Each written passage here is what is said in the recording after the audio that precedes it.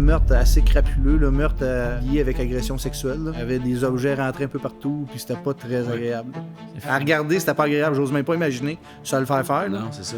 Si on y va en simple, une police scientifique, qu'est-ce que ça fait? Aller chercher la petite affaire que tu penses que le criminel a pas pensé. Sur une arme à feu, par exemple, c'est sûr qu'il va l'avoir nettoyée à grandeur, mais le démonter puis regarde s'il n'y a pas une empreinte dedans. J'en ai trouvé plein comme ça. Ah ouais? Oui, c'est super efficace. Il y a un lac mégantique, c'est le déraillement du train avec le centre-ville de passe au feu au complet. Là. Dans ce cas-là, c'était pas tant de faire la scène, trouver c'était qui, c'était d'aller récupérer les corps. Ouais. Fait que nous autres, on creusait les solages pour aller ramasser les corps. Le docteur Turcotte, c'était particulier parce que, tu sais, les enfants, il y avait des plaies de défense. Est-ce que ça t'impacte un peu émotionnellement ou? Quand j'étais boss, à toutes les semaines, à tous les débuts de semaine, il fallait que je compte ce qui s'était passé dans la semaine d'avant au supérieur pour qu'il soit au courant. Là, ce qu'on a dans les nouvelles, vous en avez beaucoup, là, mais vous n'avez pas tout. C'est toujours du noir. Un côté de la noirceur humaine là, qui est pas belle. Là. C'est tout le temps ça. Quand je suis parti de la Sûreté du Québec, je pense que j'étais en dépression. Les morts les plus atypiques que t'as vues, c'est quoi? Le gars, il est dans un lac. Il est noyé dans un lac. Il y a une petite flotte qui flotte sur le dessus. Il y a un tube qui est relié jusqu'en bas avec un tuyau dans sa bouche. Palais. Il est habillé en espèce de soupe de cosmonaute. Il a les testicules serrés avec des élastiques. Finalement, l'histoire...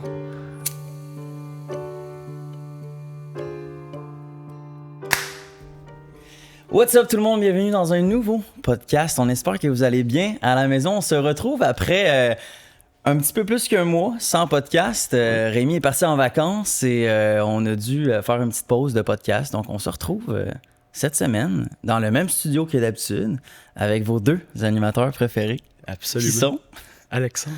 Et Rémi. Et voilà. Yeah! Aujourd'hui, je lis, comme d'habitude, un commentaire qui nous vient tout droit de vous sur YouTube et qui nous vient cette fois-ci de Batterie Full. Très beau nom. Qui nous dit « Super intéressant, un podcast capable de mettre en valeur des gens qui ont des vies et des travails extraordinaires. Un grand respect pour vous de leur donner une tribune. » Donc merci, c'est très beau comme commentaire. On apprécie. Puis c'est ce qu'on fait encore une fois aujourd'hui avec nul autre que... Alexandre Baudouin. Bonjour. Bienvenue. Salut. Comment ça va? Ça va bien. Ça va bien? Hein? Ouais, ouais. Numéro 1. Bienvenue à Sherbrooke. Premier Bienvenue. podcast, ouais. Ouais, premier podcast avec vous autres. Cool. Ben avec nous, mais avec tout le monde. Avec tout le monde, dans C'est le fond. ça. C'est un premier. À vie. Exact. Très cool. Bienvenue dans la génération des jeunes Ouais. qui créent des interviews non télévisées. Par eux-mêmes. Ouais, c'est Aujourd'hui, vous avez vu que dernièrement, on avait reçu un peu des gens dans le domaine de la police, du crime. Et donc, en s'informant, j'ai pu comprendre que la police scientifique, c'est un métier qui existait. Puis là, j'ai trouvé toi. Donc, c'est ton métier, police scientifique? Ouais, c'est ben mon métier, oui puis non. Oui, ça a été mon métier pendant plus de 20 ans avec la Sûreté du Québec. Là, moi, j'étais un civil. Fait que les civils, on est comme des fonctionnaires. Fait qu'on peut se promener dans le gouvernement. Fait que là, je travaille plus là-dedans présentement. Par contre, j'ai tout fait ma formation universitaire là-dedans. Fait que c'est quand même une spécialité que je continue. Je continue à écrire des livres là-dessus.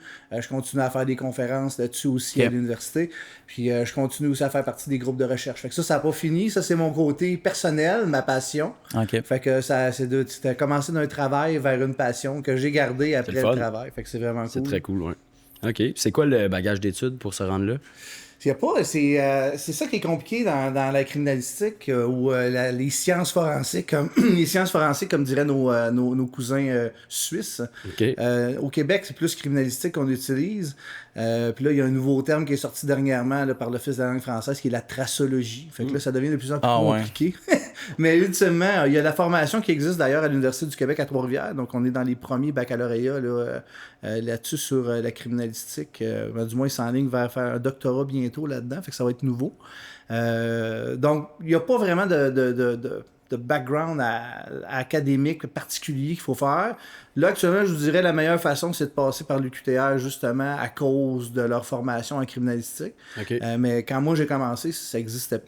C'était un cours de technique policière Fait que au moi, j'ai cégep. fait un bac en microbiologie et immunologie. Fait qu'on est vraiment complètement dans le champ gauche. Ouais. C'est de la bio. Fait que l'ADN, la bio, les scènes de crime, le sang, ça fit. Il y a un petit coin là-dedans. Ouais. Puis après ça, j'ai fait une maîtrise en Health Technology Assessment and Management. Fait que là, c'était pour évaluer les technologies. Moi, je voulais le faire pour les scènes de crime. Fait que là, j'ai pu amener des nouvelles technologies. Puis après ça, j'ai fait mon doctorat en sciences forensiques, mais avec l'Université de Lausanne en Suisse.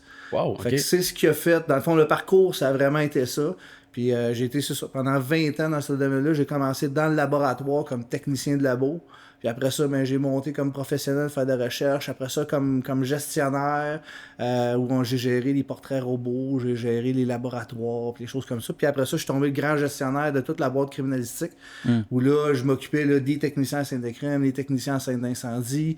Je m'occupais des techniciens en explosifs aussi. Fait que c'était vraiment gros. Cool. Là, il y avait bien des affaires. Fait que t'as fait comme tous les postes, puis après, t'as été la personne par-dessus tout le monde. J'ai été d'ailleurs le premier et le seul civil à gérer une grosse unité opérationnelle comme ça à la Sûreté du Québec. Quand tu dis civil, ça veut dire quoi? Dans le sens où moi, j'étais pas un policier.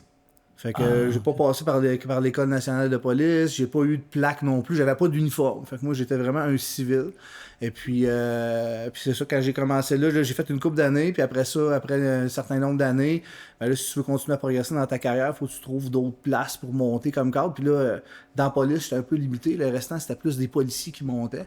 Fait que j'ai appliqué dans d'autres places. Là, j'ai été faire de la sécurité de l'État au niveau des gardes du corps, des ministres, puis tout ça, à Québec. Puis ça, c'est une autre vie que je pourrais vous conter une autre fois. Ouais, c'est ça. Qui est assez moins particulière, mais qui est quand même cool. Exact. Puis après ça, c'est ça. J'ai continué. Là, présentement, je travaille pour le ministère de l'Immigration. OK. Gros background. Une fois, aucun rapport. Ça va dans le champ gauche tout le temps. Okay. Mais j'apprends des nouvelles choses, fait que j'aime ça. Ben oui, c'est ça. C'est fou. Puis si on y va en simple, une police scientifique, qu'est-ce que ça fait? Ouais, là, la police scientifique, c'est divisé avec plein de spécialités. Dans CSI, là, il y en a un qui fait tout. Là. Dans la vraie vie, c'est pas ça c'est vraiment pas ça que ça fonctionne. Fait que la plupart, c'est des policiers. Donc, ils sont formés comme policiers patrouilleurs. Puis là, une fois qu'ils ont fait leur patrouille, après ça, ils appliquent pour devenir techniciens en scène de crime. Là, ils ont un cours de 15 semaines à aller faire au Collège national de police. Au collège de police de l'Ontario. Pas de l'Ontario. Ben, de l'Ontario, on pourrait. Mais le Collège de police du Canadien. Collège canadien de police. Cherche nous, je l'ai trouvé. Le Collège canadien de police. Ils ont 15 semaines à aller faire là-bas. Parce que là, ils se font former. Les empreintes digitales, comment qu'on fait pour identifier, comment qu'on fait pour faire notre scène de crime, aller chercher le maximum d'indices. Fait que ça, c'est les techniciens en scène de crime. Il y en a d'autres qui sont spécialisés pour les incendies. Après ça, tu as tous les spécialistes qui sont plus scientifiques. Eux autres, c'est normalement des civils. Au niveau de l'ADN, les empreintes digitales, on en a pour la balistique. Il y en a partout. D'ailleurs, information intéressante comme ça, le laboratoire des sciences judiciaires et médecine légale qu'on a ici au Québec, c'est le premier laboratoire du genre en Amérique du Nord. Le FBI est venu à Montréal pour voir comment on faisait avant de faire le sien. Fait qu'on est avant eux autres. Le premier laboratoire de quoi? Le premier laboratoire de police scientifique là, en Amérique du Nord, c'est à Montréal qui a été fondé par Wilfrid de Rome. Parce que sinon, j'ai pu comprendre, en France, ils sont quand même beaucoup développés là-dessus aussi. Oui. Puis d'ailleurs, c'est là que Wilfrid de Rome a été faire ses cours. Il est parti en France, il a été faire ses cours-là, il a récupéré l'information. Puis là, on parle, ça fait des années. Là, le laboratoire a plus de 100 ans aujourd'hui. Il est revenu à Montréal. C'est qui ça? Puis, Wilfrid de Rome, c'est le premier docteur qui a été mandaté par le gouvernement pour faire des enquêtes, ou du moins faire des investigations scientifiques sur les scènes de crime. Ça a été le premier.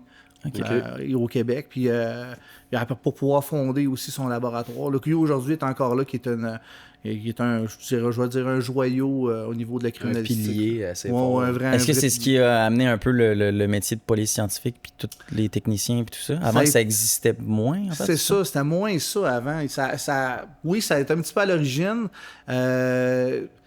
Puis là, il y avait les empreintes digitales qui arrivaient dans ce temps-là aussi. Là, fait qu'on était tous dans le même timing. Les empreintes, ça commençait. L'ADN, on oublie ça, il n'y en avait pas. Hein? L'ADN, on parle des années 80 en montant. Là. C'est quand même récent. C'est très récent, l'ADN. Ouais. Fait qu'il lui avait commencé à travailler sur la balistique, il faisait des autopsies, il faisait toutes sortes de choses comme ça.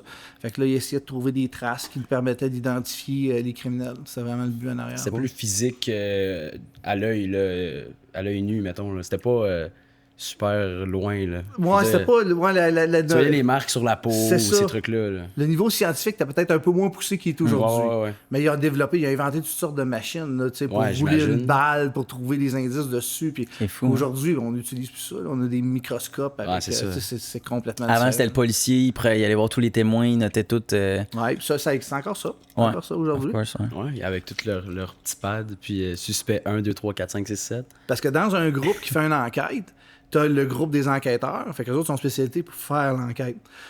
Fait que dans le groupe des enquêteurs, t'en as un avec son petit pad qui va les rencontrer, prend les notes, puis tout ça, parce que ça, c'est super important. Puis t'en as un, lui, qui est responsable de l'exploitation de la scène de crime. Fait que ça serait le technicien en scène de crime, dans ce cas-là. Fait que là, ce policier-là, lui, c'est d'exploiter les indices sur la scène. Mais lui, il faut pas qu'il se fasse contaminer parce que les enquêteurs ont entendu de la part des témoins. Lui, il faut qu'il fasse parler des indices. C'est ça, sur les lieux. Là. Exact, parce qu'il veut pas être biaisé. Parce que si je te dis, ah oui, c'est lui, inévitablement, dans ton cerveau, tu vas avoir tendance à essayer de prouver que c'est lui. C'est pas ça que tu veux. Là, tu veux avoir lui, la preuve. Il a déjà fait 3 meurtres. Là, puis, exact. Fait que tu veux éviter ça. Fait que tu veux maximiser, dans le fond, l'exploitation des preuves. Puis là, après ça, à partir des preuves, ben là, eux autres, ils vont parler avec les enquêteurs. Puis là, les enquêteurs vont faire 1 + 1 + 1 + 1. Puis là, c'est eux autres qui vont aller présenter ça pour les avocats pour la cour. Donc, est-ce que c'est eux les premières personnes qui viennent récolter des empreintes ou des détails? C'est les techniciens? Oui, c'est des techniciens. Normalement, la première personne qui arrive, ça va être un patrouilleur. Fait que le patrouilleur va arriver sur les lieux. Première affaire, secourir les gens. C'est la première chose que tu fais. Peu importe la scène de crime. Des fois, ça la magane un peu, mais le but, c'est de sauver quelqu'un. Si t'es capable de sauver quelqu'un, tu le fais. Fait que ça, c'est la première étape. Après ça, ben, une fois que ça c'est fait, on sécurise les lieux. Là, en sécurisant les lieux, on va essayer de pas trop maganer la scène. Puis là, après ça, on sort. Puis là, on fait un périmètre de protection. Là, avec le périmètre de protection, là, lui, après ça, il appelle les enquêteurs et les techniciens en scène de crime. Puis là, venez-vous-en, on a une grosse scène à faire. Puis nous autres, on protège les lieux pour pas que personne rentre. Parce que là, si moi, je décide de rentrer, puis je ramasse des choses à terre, puis je fais n'importe quoi, mais là, je vais tes empreintes sur un peu n'importe quoi. Des empreintes, mais pire que ça. Mettons, je vais te donner un exemple. On arrive à une situation, puis là, il y a un cadavre ici. Là. On va le mettre sur la table, on va mettre ça vraiment sanglant. Puis, il a été frappé avec un bat de baseball. Fait que là, il y a du sang qui a volé partout. Mais si moi, je tasse la canette qui est là, probablement, là, la canette, là, on va avoir une espèce d'ombre, pas de traces de sang en arrière sur le divan qui a été projeté. Fait que là, je vais arriver, je vais regarder ça, je dis « Hey, il y a un ombre, pas de traces de sang là, sur le divan, puis il n'y a rien. » Parce que là, j'ai pris la canette. Fait que là, moi, je ne sais pas, j'arrive, je suis un technicien en scène de crime. Fait que là, il y a quelque chose qui est manquant sur la table. C'est quoi? C'est-tu important? C'est-tu qu'est-ce qui a été volé? C'est-tu pour ça que la personne a été tuée? Fait que là, ça augmente le nombre de questions. Là. Fait que c'est pour ça que c'est important quand les patrouilleurs vont sur la scène ou les enquêteurs. Ah, j'ai fait une gaffe, j'ai déplacé la canette. C'est correct, dis-moi là. Au moins, je vais savoir que c'est... en note. Exact, dis-moi là. Puis après ça, on va être capable de faire la job. Là, fait que... Parce que tu ramasses, exemple, dans l'exemple de la canette,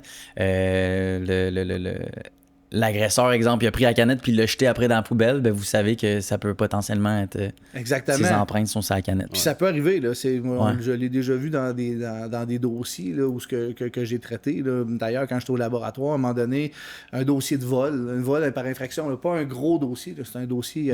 c'est toujours un gros dossier. Peu importe ce qui arrive. Quand tu te fais faire un crime, quand c'est chez vous, une introduction par infraction... c'est fatigant.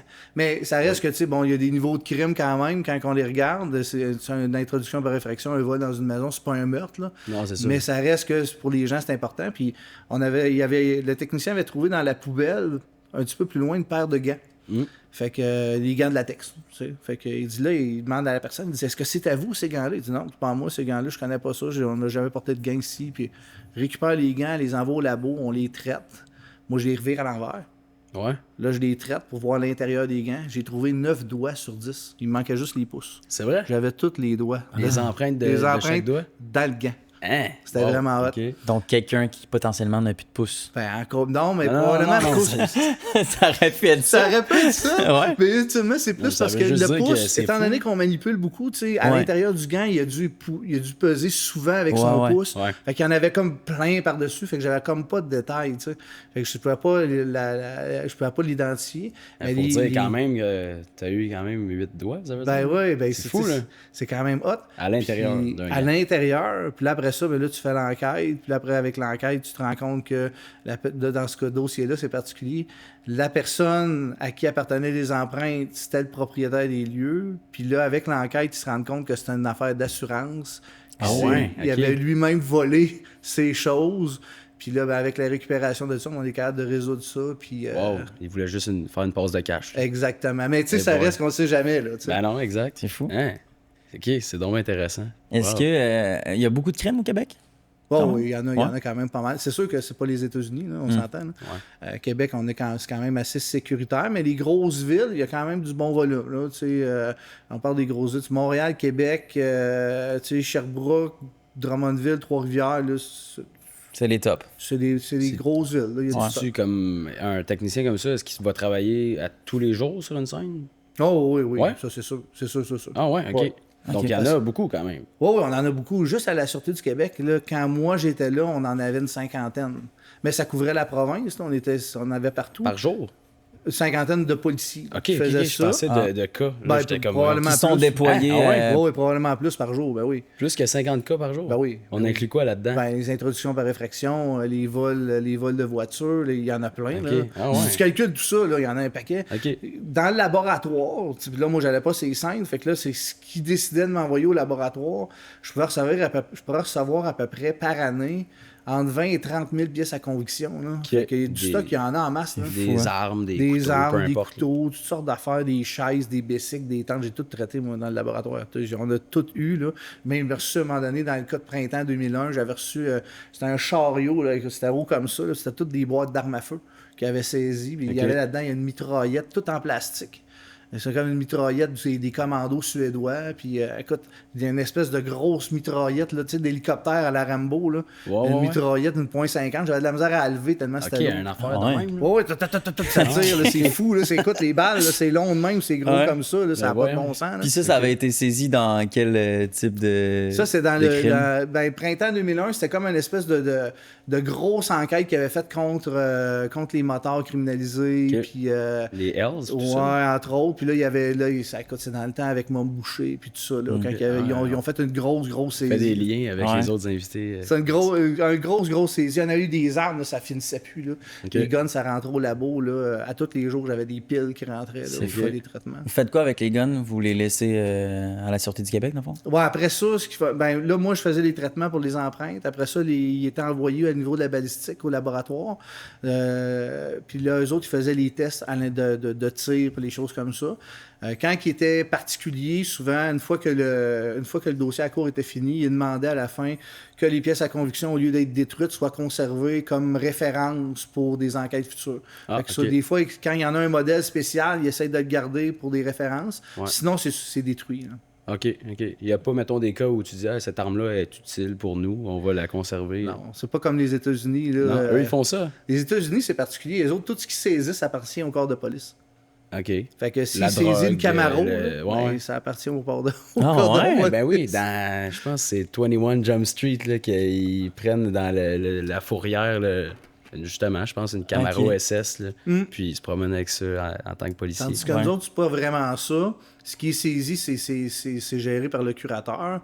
Quand c'est de l'argent, c'est vraiment mis de côté, puis c'est mis dans les fonds du gouvernement. Là. Fait que ça revient dans le fond du gouvernement tout le temps. Peu importe l'argent vient d'où? Peu importe où ce que ça vient, là, c'est mis de l'argent. Mais c'est saisi, c'est gelé. Ouais. Une fois que l'enquête est finie, que tout a passé à la cour, après ça, ils déposent ça dans les fonds consolidés de la province. Okay.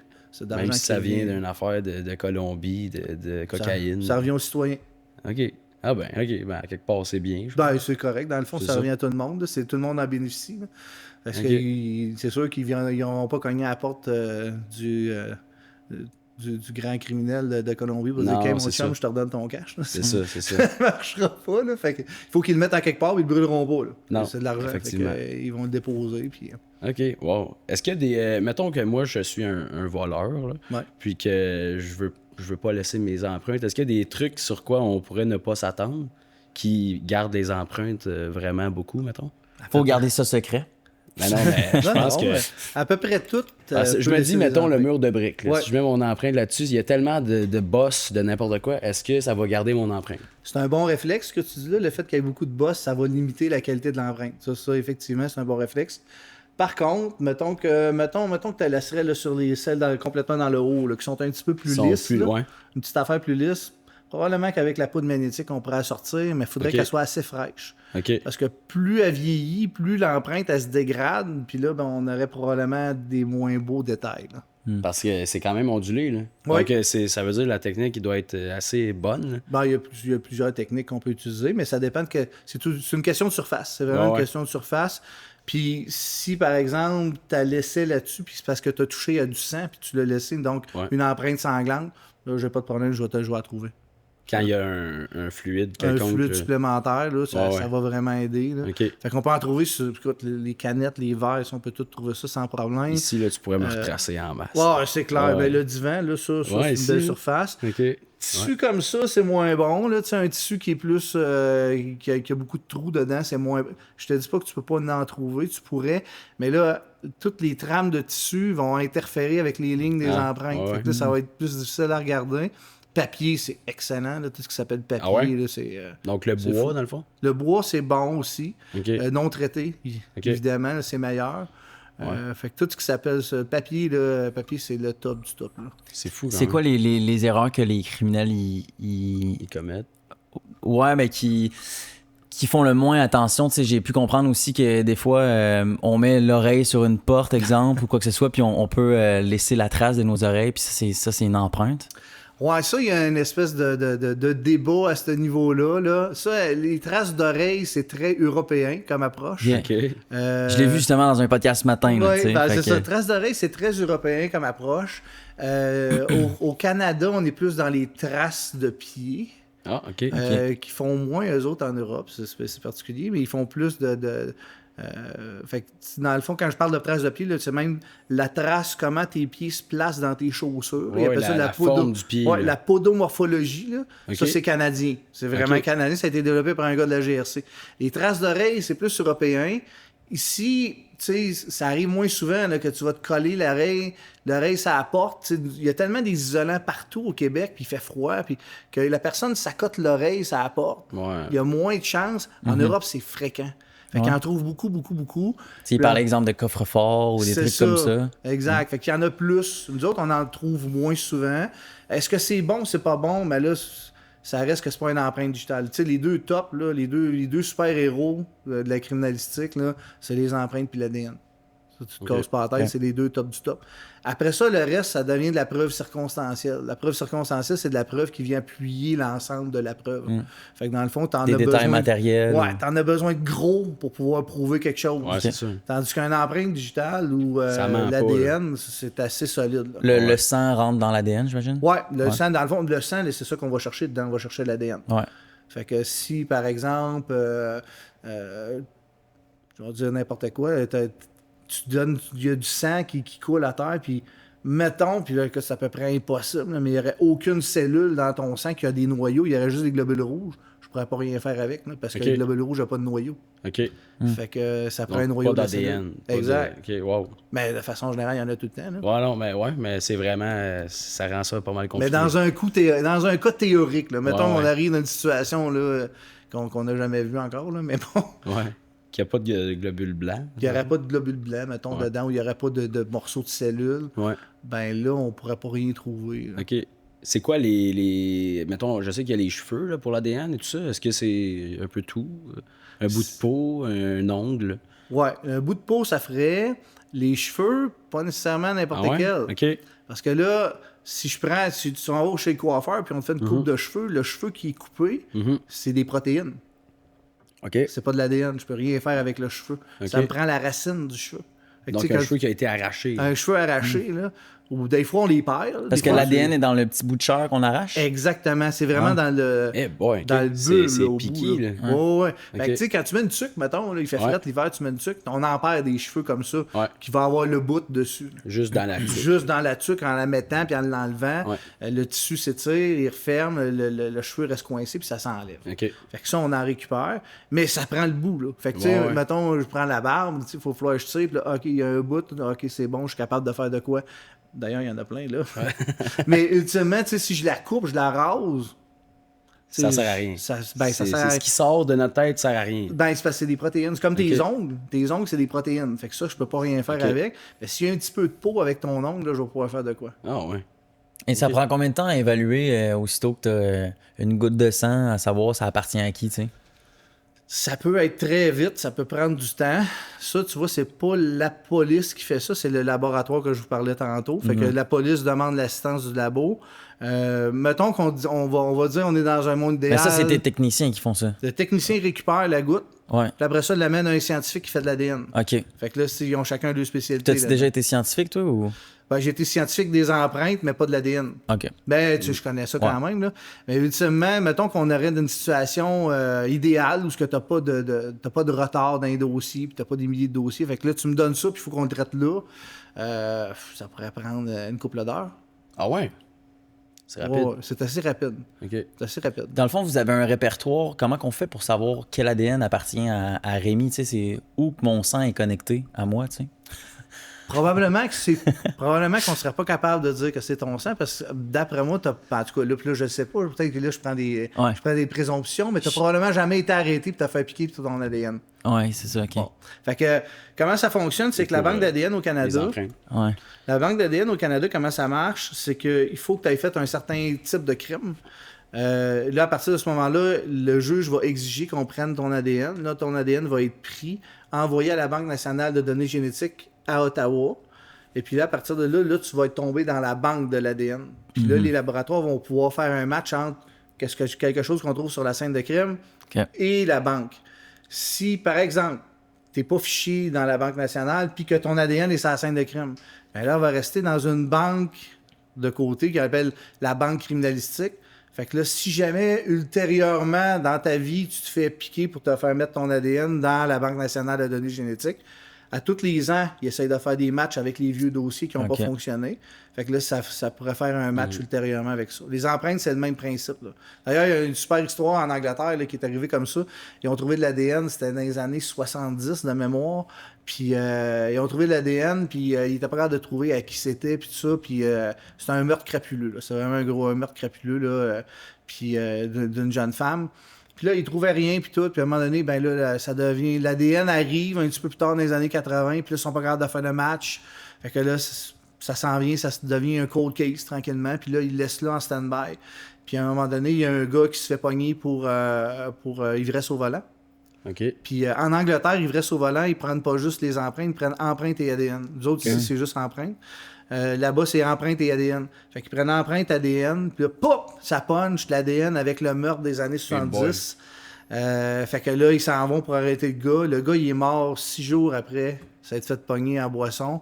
Il a une maladie en phase terminale. Il avait laissé une lettre à la famille pour s'excuser. Fait que tu sais, c'est des dossiers que ça c'est 30 ans plus tard. Là. C'est longtemps. Là. Il n'a jamais purgé de peine. Il n'a jamais purgé de peine. Jamais.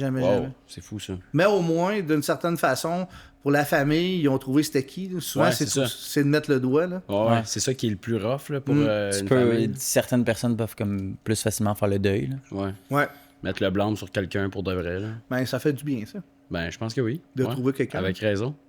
Wow, OK. C'est spécial. Et donc, tu as vu beaucoup de corps dans ta vie? Beaucoup de décès? Ouais.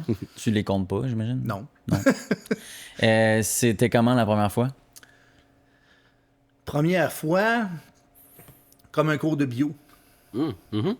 Moi, je l'ai vu comme un cours de bio. Là, on a disséqué toutes sortes de bébites là, en comme bio. indifférent un peu. Mais là, c'est un humain. Fait que là, au début, tu le vois. C'est un adulte, ça m'a pas... Ça fait quelque chose parce que c'est un être humain, mais j'ai pas été tombé sans connaissance. Là, dans le sens où, bon, OK, c'est un corps humain, c'est une personne, il est décédé, puis là, il faut faire la job. Fait que t'as fait, puis tu rationalises.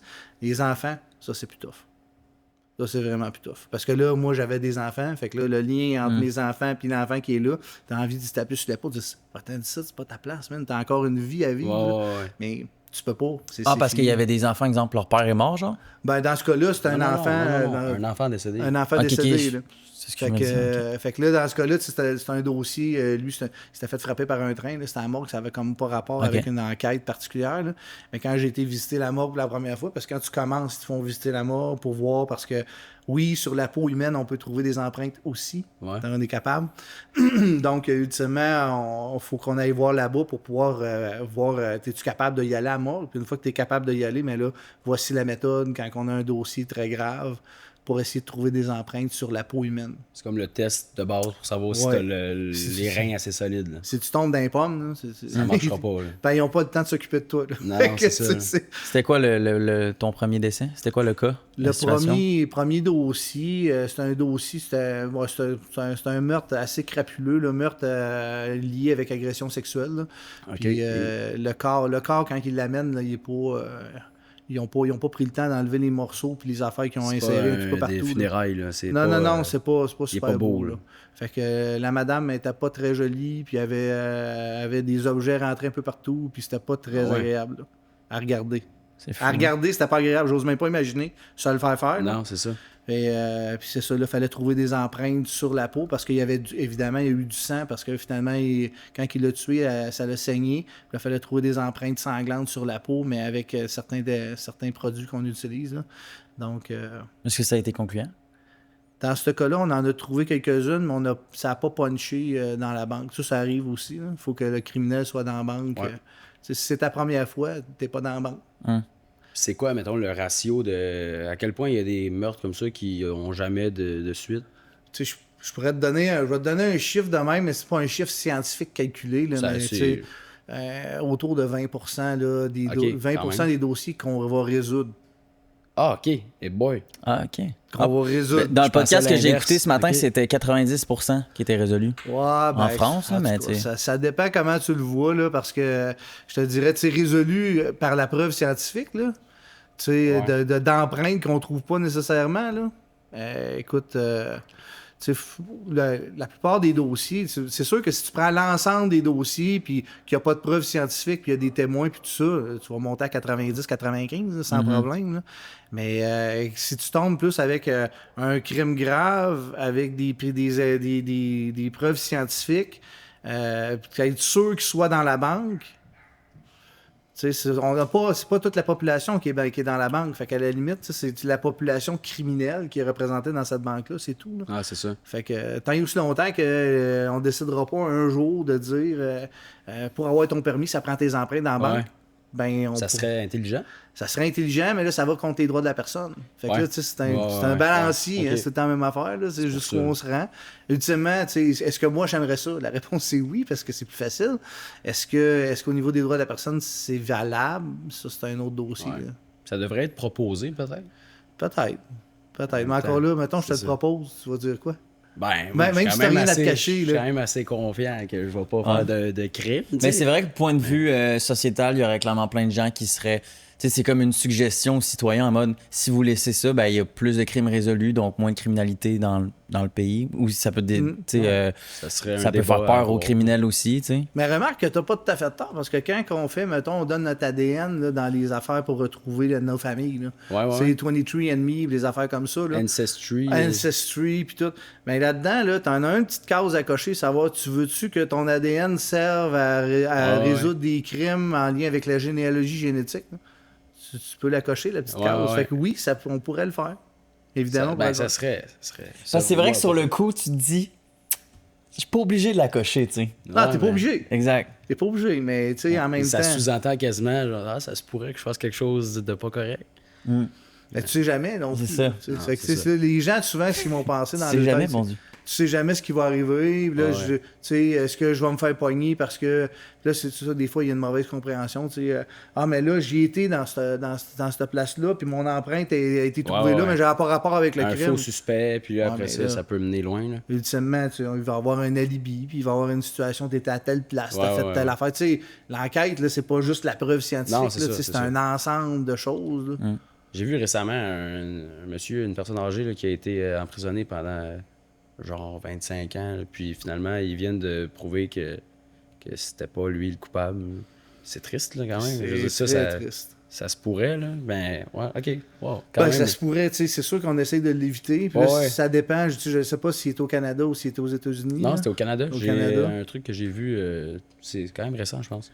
Parce que il y a ça aussi, tu sais, dépendamment des pays ou dépendamment des gens, comment tu travailles. Puis là, chaque corps de police a sa façon de fonctionner aussi. Il y a des corps de police qui vont dire tu sais, je veux m'assurer d'en pogner le plus possible. Il y en a d'autres qui vont dire je veux être sûr que je pognerai pas d'innocents. Ouais. Fait que là, tu sais, on va utiliser le mot anglais, mais le threshold, tu sais, la ligne que tu vas mettre là, elle va être dépendante de ça. Là, de la personne qui fait la job. C'est surtout pour une empreinte digitale. Une empreinte digitale, c'est comme si je te compare ça un peu comme un code barre. Ouais, ben On comparait ça à un code barre. Fait que tu sais, si par exemple, le code barre est tout smoothie puis est tout magané, là, quand je vais passer là, à la caisse automatique, je ne pognerai pas rien. Je serais pas capable de rien faire. C'est la même affaire, une empreinte qui, mettons que j'ai mis le doigt là de même, puis j'ai tourné mon doigt comme ça, puis je l'ai vraiment étiré avec de la distorsion. Je trouverais pas grand-chose. Okay. Je vais trouver une grosse trace lettre avec un paquet de petites lignes. C'est ça. Mais ça sera pas assez bon pour faire de quoi. Fait que là, ça me prend une certaine qualité, un certain niveau de qualité d'empreinte pour pouvoir faire un match. Fait que moi, je compare beaucoup ça avec la code barre. Je pense que c'est la meilleure façon de le faire. Puis après ça, mais là, il faut trouver un nombre de caractéristiques qui va fonctionner jusqu'à temps que je sois persuadé que c'est la même personne. C'est ça, qui est hors de tout doute, là, que ça soit... Puis ça peut pas être hors de tout doute, c'est ça l'affaire. La problématique là-dedans, c'est ça. Parce que, mettons, là, je vais te donner un exemple, là, puis après ça, je vais te le ramener sur les empreintes digitales. Un médecin. Tu vas voir ton médecin. Là, le médecin, il te demande, c'est quoi tes symptômes? Alex, explique-moi ça. Non, OK, tes symptômes, ça. Non. Bon, OK, selon mon expérience puis mes études, t'as la varicelle. Ouais. OK? Tu sais, il prend une décision. Ça, c'est son diagnostic. Ouais. Mais son diagnostic est biaisé. Ouais. Parce que c'est sûr qu'il y a un biais. Il est biaisé par ce que tu vas lui avoir dit, ce qu'il va voir, ce qu'il a déjà vu, son expérience. Ouais, c'est ça. Fait qu'il y a un biais cognitif d'associé à sa décision de diagnostic. Ouais. Ben, le technicien en empreinte digitale, c'est la même affaire. Il y a un biais cognitif aussi. Parce que là, il va regarder l'empreinte, son expérience, sa formation. Puis là, il pourrait arriver, mettons, toi, t'es l'enquêteur, puis tu dis, Alex, je te dis, c'est Rémi qui l'a fait. Je te dis, c'est lui. Et là, tu pourrais m'influencer puis me biaiser. Fait que là, c'est pour ça qu'on met en place, dans la police, toutes sortes de mécanismes pour bloquer le plus possible les biais, justement pour éviter de mettre en prison quelqu'un qui n'a rien fait. C'est ça. Puis peut-être en plus que toi, exemple, t'as une carrière où t'as résolu beaucoup de choses, fait que là, peut-être qu'Alex, il va porter beaucoup plus attention à ce que tu dis, puis ça va peut-être biaiser justement Aussi, puis tu sais, là, on met toutes sortes de places là, la première affaire pour enlever le biais cognitif, il faut que tu sois conscient qu'il y en a un. Ça, c'est la première chose. Ouais. Après ça, faut que tu aies de la formation continue. Si tu n'as pas de formation continue, tu vas perdre ta capacité à avancer là-dedans. Ensuite de ça, il faut essayer d'éliminer le plus possible les biais. Fait qu'il faut vraiment... On va appliquer une technique scientifique. Elle s'appelle le ACE-V. Donc, analyse, comparaison, évaluation. Puis le V, c'est une vérification. Quand moi, j'ai fini de faire mon ACE, dans le fond, mon analyse, ma comparaison, mon évaluation, je pogne mes bébelles, je donne ça à Rémi. OK, Rémi, fais le job. Double check. Fait qu'il le fait lui aussi sur son bord. Puis quand tu vas commencer à regarder ton empreinte, là, faut pas que Rémi arrive et dise « Ah, Alex m'a donné ça, faut que je confirme que c'est la bonne. » Non, c'est ça. Non. La job à Rémi, c'est de dire que c'est pas la bonne. C'est ça, l'inverse. Là. C'est l'inverse dans sa tête. Là. Faut que tu trouves la faille. C'est comme ça que tu vas limiter les biais cognitifs. Wow, OK. Fait que, bon, c'est compliqué, là, on tombe dans la psychologie, mais ça reste que c'est intéressant. Ça a un impact, parce que là, tu veux pas mettre un innocent en prison. Ben non. Le moins après possible. Ça, les répercussions sont assez incroyables. De toute façon, si malheureusement, tu fais une fausse identification, tu perds ta job. Ben, j'imagine. Littéralement, c'est ça. Ouais. Okay. Ouais. Puis, mettons, on fait une mise en scène, là. On arrive ici, puis là, comme tantôt, il y a un corps. Ouais. Puis, il y a, mettons, 5 empreintes différentes. Est-ce que les 5 personnes suspectent là, que, mettons, la famille, les amis ou peu importe X, là, est-ce qu'ils sont tous obligés de mettre leur truc dans la banque d'empreintes ou pas? Non. Comment ça fonctionne? C'est quoi la limite, mettons? OK. Tant que t'es pas condamné, t'es pas dans la banque. OK. La banque d'empreintes digitales, on a la Banque nationale d'empreintes digitales qui est au Québec. Là, on en a une québécoise. Ouais. Puis il y en a une qui est canadienne. La banque québécoise se verse aussi dans la canadienne. Ouais. Ces banques-là, c'est des banques d'empreintes digitales de criminels condamnés. Puis là, c'est vraiment important. Pas criminels potentiels ou suspects. Condamnés devant le juge. Puis c'est gardé. Petit coup de marteau. Le petit coup de marteau, puis tout. OK. Puis si cette personne-là, par exemple, ça peut être une faculté affaiblie, 5 ans plus tard, demande un pardon, parce que tu peux demander un pardon, ces empreintes sont retirées de la banque, ils sont mis dans une voûte à part, pour pas qu'ils soient dans la banque. Parce que là, si tu as eu un pardon, c'est considéré comme étant plus condamné. Donc, tu peux plus être dans cette banque-là. Okay. Fait que c'est quand même assez complexe. Ouais. Fait que, mettons que là, on aurait une situation comme ça, on est dans la famille qui est autour, puis tout. Là, on va falloir demander, soit on va demander la permission de prendre des empreintes, ou on va demander un mandat pour prendre des empreintes. OK. Puis là, à partir de là, ben, on va récupérer les empreintes, puis on va essayer de faire le lien, puis de voir, faire de l'élimination. Souvent, on les prend pour l'élimination. Tu sais, quand la famille a accès dans la maison, mettons, le crime se passe chez vous, Ouais. ben, il y a des bonnes chances que tes empreintes soient chez vous. Là. Tu sais, Ouais. c'est même normal. Mes colocs. Puis c'est très pertinent que tes ouais. empreintes soient là. Fait que à moins que l'empreinte soit faite de sang, trouver une empreinte qui vient de toi autour, ça n'aura pas un gros impact. La pertinence sera pas bonne. Ouais.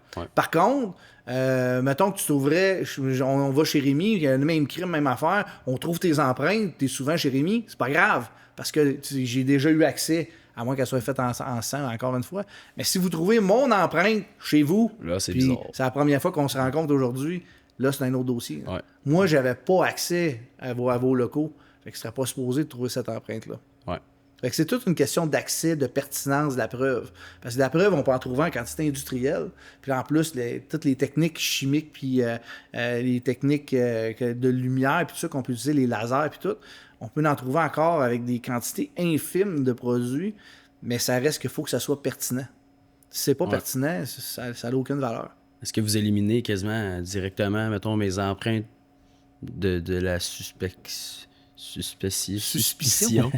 Mettons qu'ils sont chez Rémi puis que je suis là de temps en temps. Ça serait pas d'emblée. C'est sûr qu'on te poserait des questions. Là, on dit, écoute, on a trouvé des empreintes. Puis... ouais, où est-ce que t'étais? Là, tu dis, ben oui, je vais souvent chez Rémi. On écoute le hockey ensemble, on mange une pizza Salvatore, puis let's go.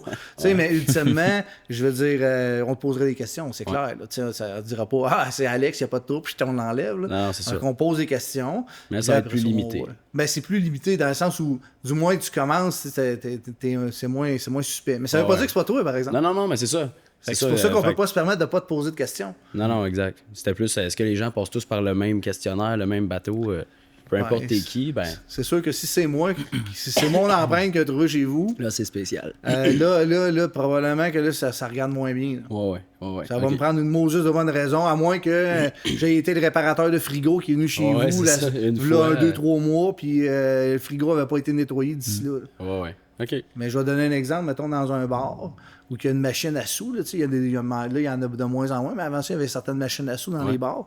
Ben, tu trouves une empreinte sur la machine à sous. Les machines à sous ont été volées. Fait que là, mais j'ai été jouer aux machines à sous il y a 2 jours. Fait que là, dépendamment de l'enquête, mais là, mettons, tu vas rencontrer la personne qui travaille au bar. Puis, vous autres, l'entretien, comment ça se fait? Nous autres, à tous les soirs, les machines à sous sont lavées à grandeur. Ça, ou les caméras de surveillance. Donc, ton empreinte, elle n'était pas supposée être là, elle aurait été lavée. Ouais. Fait que là, explique-moi ça, mon homme. Fait que là, tu sais, t'as l'alibi, mais là, c'est la contre-alibi, puis là, c'est de voir où est-ce qu'on s'en va. Là. Ouais. C'est quoi les nouvelles techniques d'identification qui sont à venir dans le futur, qui peuvent arriver avec les nouvelles technologies, le IA ou peu importe? À l'avenir, ce qui va s'en venir... Ou qui sont nouvelles qu'on connaît pas puis qui pourraient nous étonner, je sais pas. Ben, les lumières, c'est exceptionnel. Toutes les lumières judiciaires qu'on utilise, là, souvent les gens y pensent pas, là, mais nos empreintes digitales sont fluorescentes naturellement dans certaines circonstances. OK. Fait que ça, c'est cool. Tu sais, là, souvent, les gens vont avoir des produits chimiques puis tout. Mais il y a quand même à peu près un bon 10-15% des empreintes qui sont naturellement fluorescentes. Puis ça va de plus en plus dans ce sens-là. Avant ça, bon, au Québec, tu n'avais pas nécessairement une tonne, mettons, de restaurants qui utilisaient des épices, tu sais, souvent des épices asiatiques ou des épices plus du Moyen-Orient. C'est des épices qui ont tendance à être colorantes. Quand ils sont ces épices-là, mettons du curcumin, par exemple, là, tu sais, trouver un restaurant indien, c'était difficile. Aujourd'hui, tu sais, on a une culture qui est beaucoup plus répandue. Ouais. Fait que là, l'avantage, c'est qu'on peut goûter à toutes sortes de nourriture, mais là, tu sais, ces produits-là, quand on les mange, ben, le curcumin, quand il est mangé, il est métabolisé, puis quand on transpire avec nos doigts, puis qu'on laisse un empreinte, la fluorescence du curcumin ressort. Ah ouais, OK. De ce qu'on a mangé. Fait que ça l'amène, dans le fond, une fluorescence supplémentaire. Fait que moi, je trouve ça super intéressant. Mais oui, il y a eu une augmentation dans le temps du nombre d'empreintes. Avant ça, trouver un restaurant iranien, là, bonne chance. Non, là, c'est ça. Là aujourd'hui, tu en trouves n'importe où, que tu sois en Abitibi, tu vas en avoir. Là. Fait que, tu sais, ça l'amène des choses qui changent. Fait que, selon la longueur d'onde, Les empreintes, ben, ils vont sortir ou ressortiront pas, dépendamment de ce que tu as mangé, ce que tu as touché, qu'est-ce que tu as fait. J'ai-tu mangé un poulet frit Kentucky ou tu vois le genre. Puis là, dépendamment de la longueur d'onde, ben là, on va trouver certaines empreintes à telle longueur d'onde, à telle autre longueur d'onde. On les verra pas, mais on va voir l'autre. Fait que là, quand tu es sur la scène de crime, il faut que tu essayes toutes les couleurs. Là. Pas juste une couleur. Fait que le vert, le rouge, le bleu, tu les essayes toutes. Là. C'est fou. Oh, oui, c'est vraiment fou. C'est poussé. Ça, c'est les lumières. Après ça, ben là, tu as la composition des empreintes. Ça, c'est quelque chose qui s'en vient. Il y a des nouvelles méthodes qui te permettent non seulement de la voir, l'empreinte, donc de voir le dessin, mais d'être capable d'avoir la composition. Fait que qu'est-ce que la personne elle a mangé ou qu'est-ce qu'elle a métabolisé v'là pas si longtemps. Quand tu dis manger, tu peux voir, exemple, les lipides, les glucides, c'est quoi? Ben, tu peux voir, mettons, OK, cette personne-là, elle va avoir mangé justement du curcumin dernièrement, ou elle a mangé telle autre épice, ou elle a mangé du wasabi dernièrement, puis que là, on en retrouve une trace là-dedans. C'est fou. Fait que là, ça va peut-être te permettre d'orienter ton enquête. Il y en a d'autres aussi qui sont différents. Mettons qu'on a un corps qui flotte dans l'eau, OK? Un corps qui flotte, une personne qui s'est noyée. Fait que là, on la retrouve là, en Gaspésie, là, à l'autre bout. Elle a flotté longtemps. Mais là, elle a flotté longtemps. Là. Fait que là, tu regardes, OK, où est-ce qu'elle a été tuée, cette personne-là? Mais là, tu peux regarder dans les poumons. Le pollen. Ben, le pollen qu'il y a en Gaspésie, puis le pollen qu'il y a ici dans la région, c'est pas le même. Ah ouais, OK. Fait que là, on est capable de faire des liens avec le pollen. Ça, c'est ce qui s'en vient. On est capable de le faire là. Est-ce qu'on l'utilise au day-to-day? La réponse, c'est non. Est-ce qu'on pourrait l'utiliser dans un gros dossier? La réponse, c'est oui. Okay. Il faudrait faire affaire avec une université qui nous aide à le faire, mais ça existe pour vrai. Tu es capable de faire le lien avec ça. Tu serais capable de faire le lien aussi avec certaines terres. Mettons qu'il y a eu la personne a gratté la terre, puis elle s'est fait traîner, puis il y a de la terre en dessous de ses ongles, mais tu pourrais faire le lien entre la terre, puis ce genre de terre-là, on trouve ça, mettons, plus dans la région de la Naudière. Fait que là, OK, dans la région de la Naudière, fait que là, ça l'amène. Le corps, crime, on a trouvé le corps, il était tout dépecé, puis il l'avait dompé à Gatineau. Ben là, non, revient, la scène de crème est à la Naudière. Fait que là, ça peut te permettre de faire ça. Fait que ça, c'est des nouveautés, là, justement, là, qui s'en viennent, ben, qui sont faisables, on peut les faire aujourd'hui. C'est pas. C'est tellement rare qu'on les utilise qu'on les a pas dans les corps de police. Mais dans un dossier de meurtre, il y a un dossier grave. Oui, on pourrait faire le lien, puis on irait chercher une université pour travailler avec nous autres, pour aller chercher les indices. C'est fou. Wow, c'est vraiment intéressant. C'est très cool. L'intelligence artificielle, un petit peu moins pour l'instant.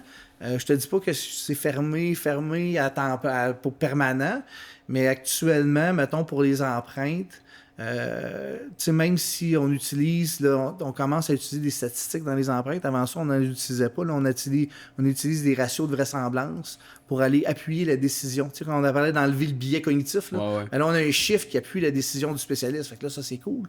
Mais ultimement, nous autres, l'être humain, là, il est habitué de faire des comparaisons par paire.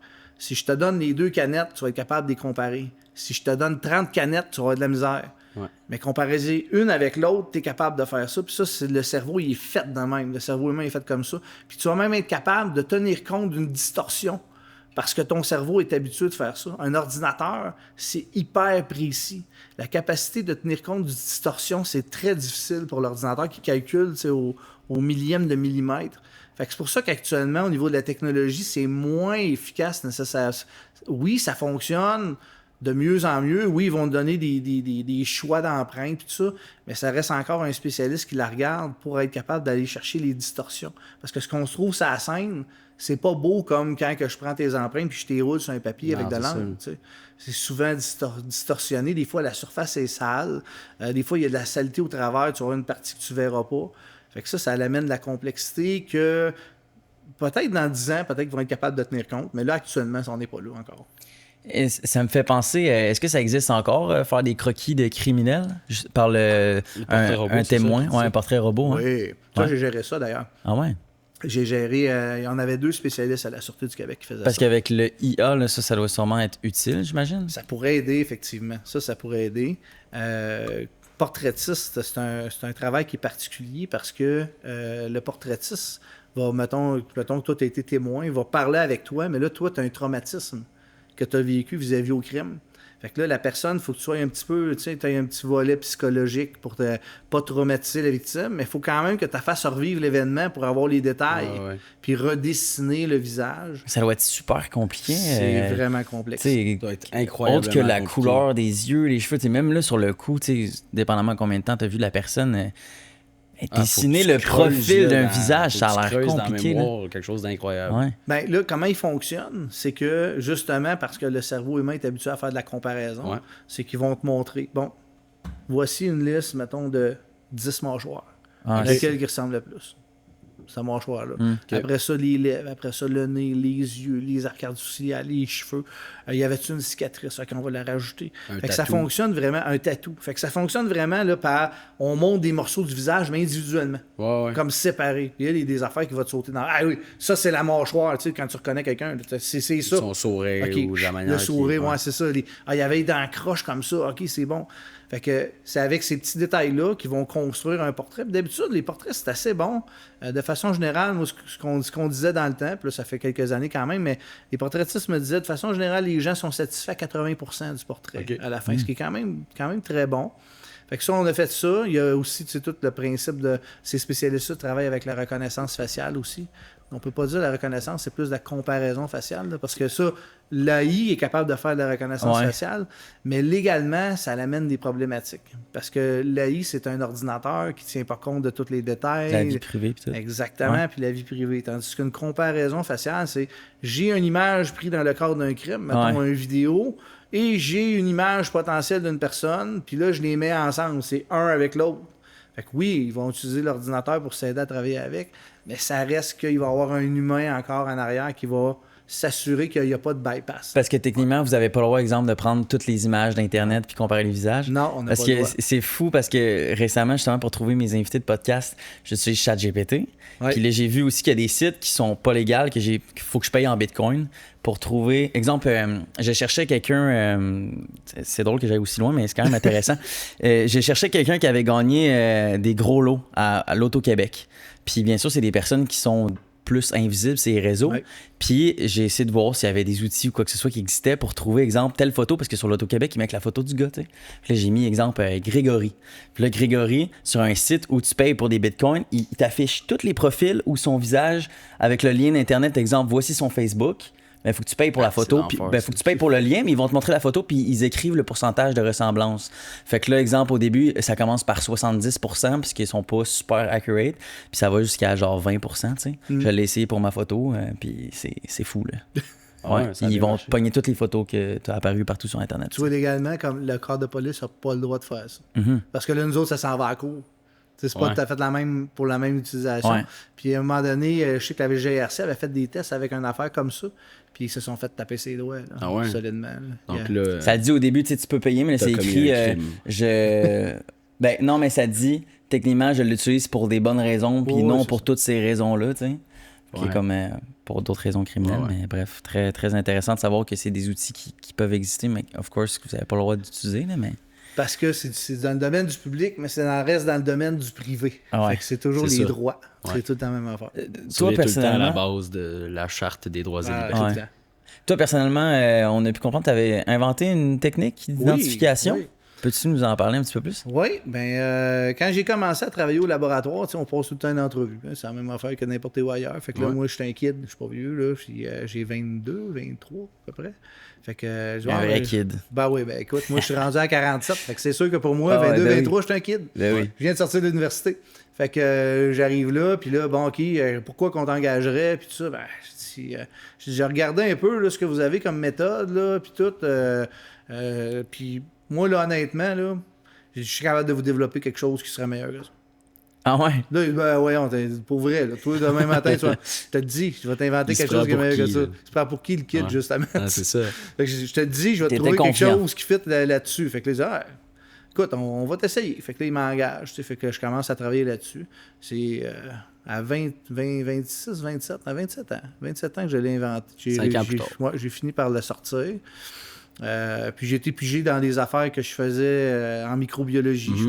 On a fait beaucoup de coloration. En microbio, bien de la coloration différentielle. Puis on colore des cellules, toutes sortes de patentes, des virus, des ci, des ça. Fait qu'on colore plein de choses en biologie de façon générale. Fait que j'ai pris un colorant que je connaissais, qu'on utilisait pour colorer des membranes cellulaires. Puis là, j'ai dit, les membranes cellulaires, c'est comme du gras. Fait que je vois pas pourquoi une empreinte digitale qui est comme du gras, il y a bien plus d'affaires que du gras dans une empreinte, mais bon, dans ma tête au début, je vois pas pourquoi on s'en va regarder de la trouver. Fait que les premiers essais ont été catastrophiques, c'était vraiment de la chenoute, il n'y a rien qui marchait, pas en tout. Fait que ça m'a pris 5 ans à trouver la bonne concentration, puis qu'est-ce qu'il fallait que je mette dedans. Là, énormément d'essais-erreurs, là. Tout ça. Exact. Ouais. Puis là, moi, ce que j'avais là-dedans, c'était pour le papier.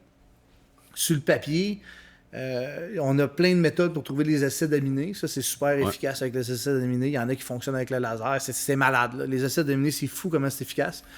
Mais les acides aminés, à minute qu'il y a eu de l'eau sur le papier, il n'y a plus rien. Les acides aminés, c'est soluble dans l'eau. Okay. Fait que moi, j'ai dit, je veux trouver de quoi qui va trouver le gras en surface du papier. C'est ça que je veux trouver. Il y en a une technique qui existe des années 70 qui s'appelle le révélateur physique. Mais c'est une affaire de fou. C'est comme si tu développais une photo argentique. C'est le même principe. Tu as tes bassins, puis là, tu développes ton papier. Mais c'est hyper destructeur pour le papier. Ton morceau de papier, à la fin, là, si tu fais pas attention, il se défait en morceaux. Okay.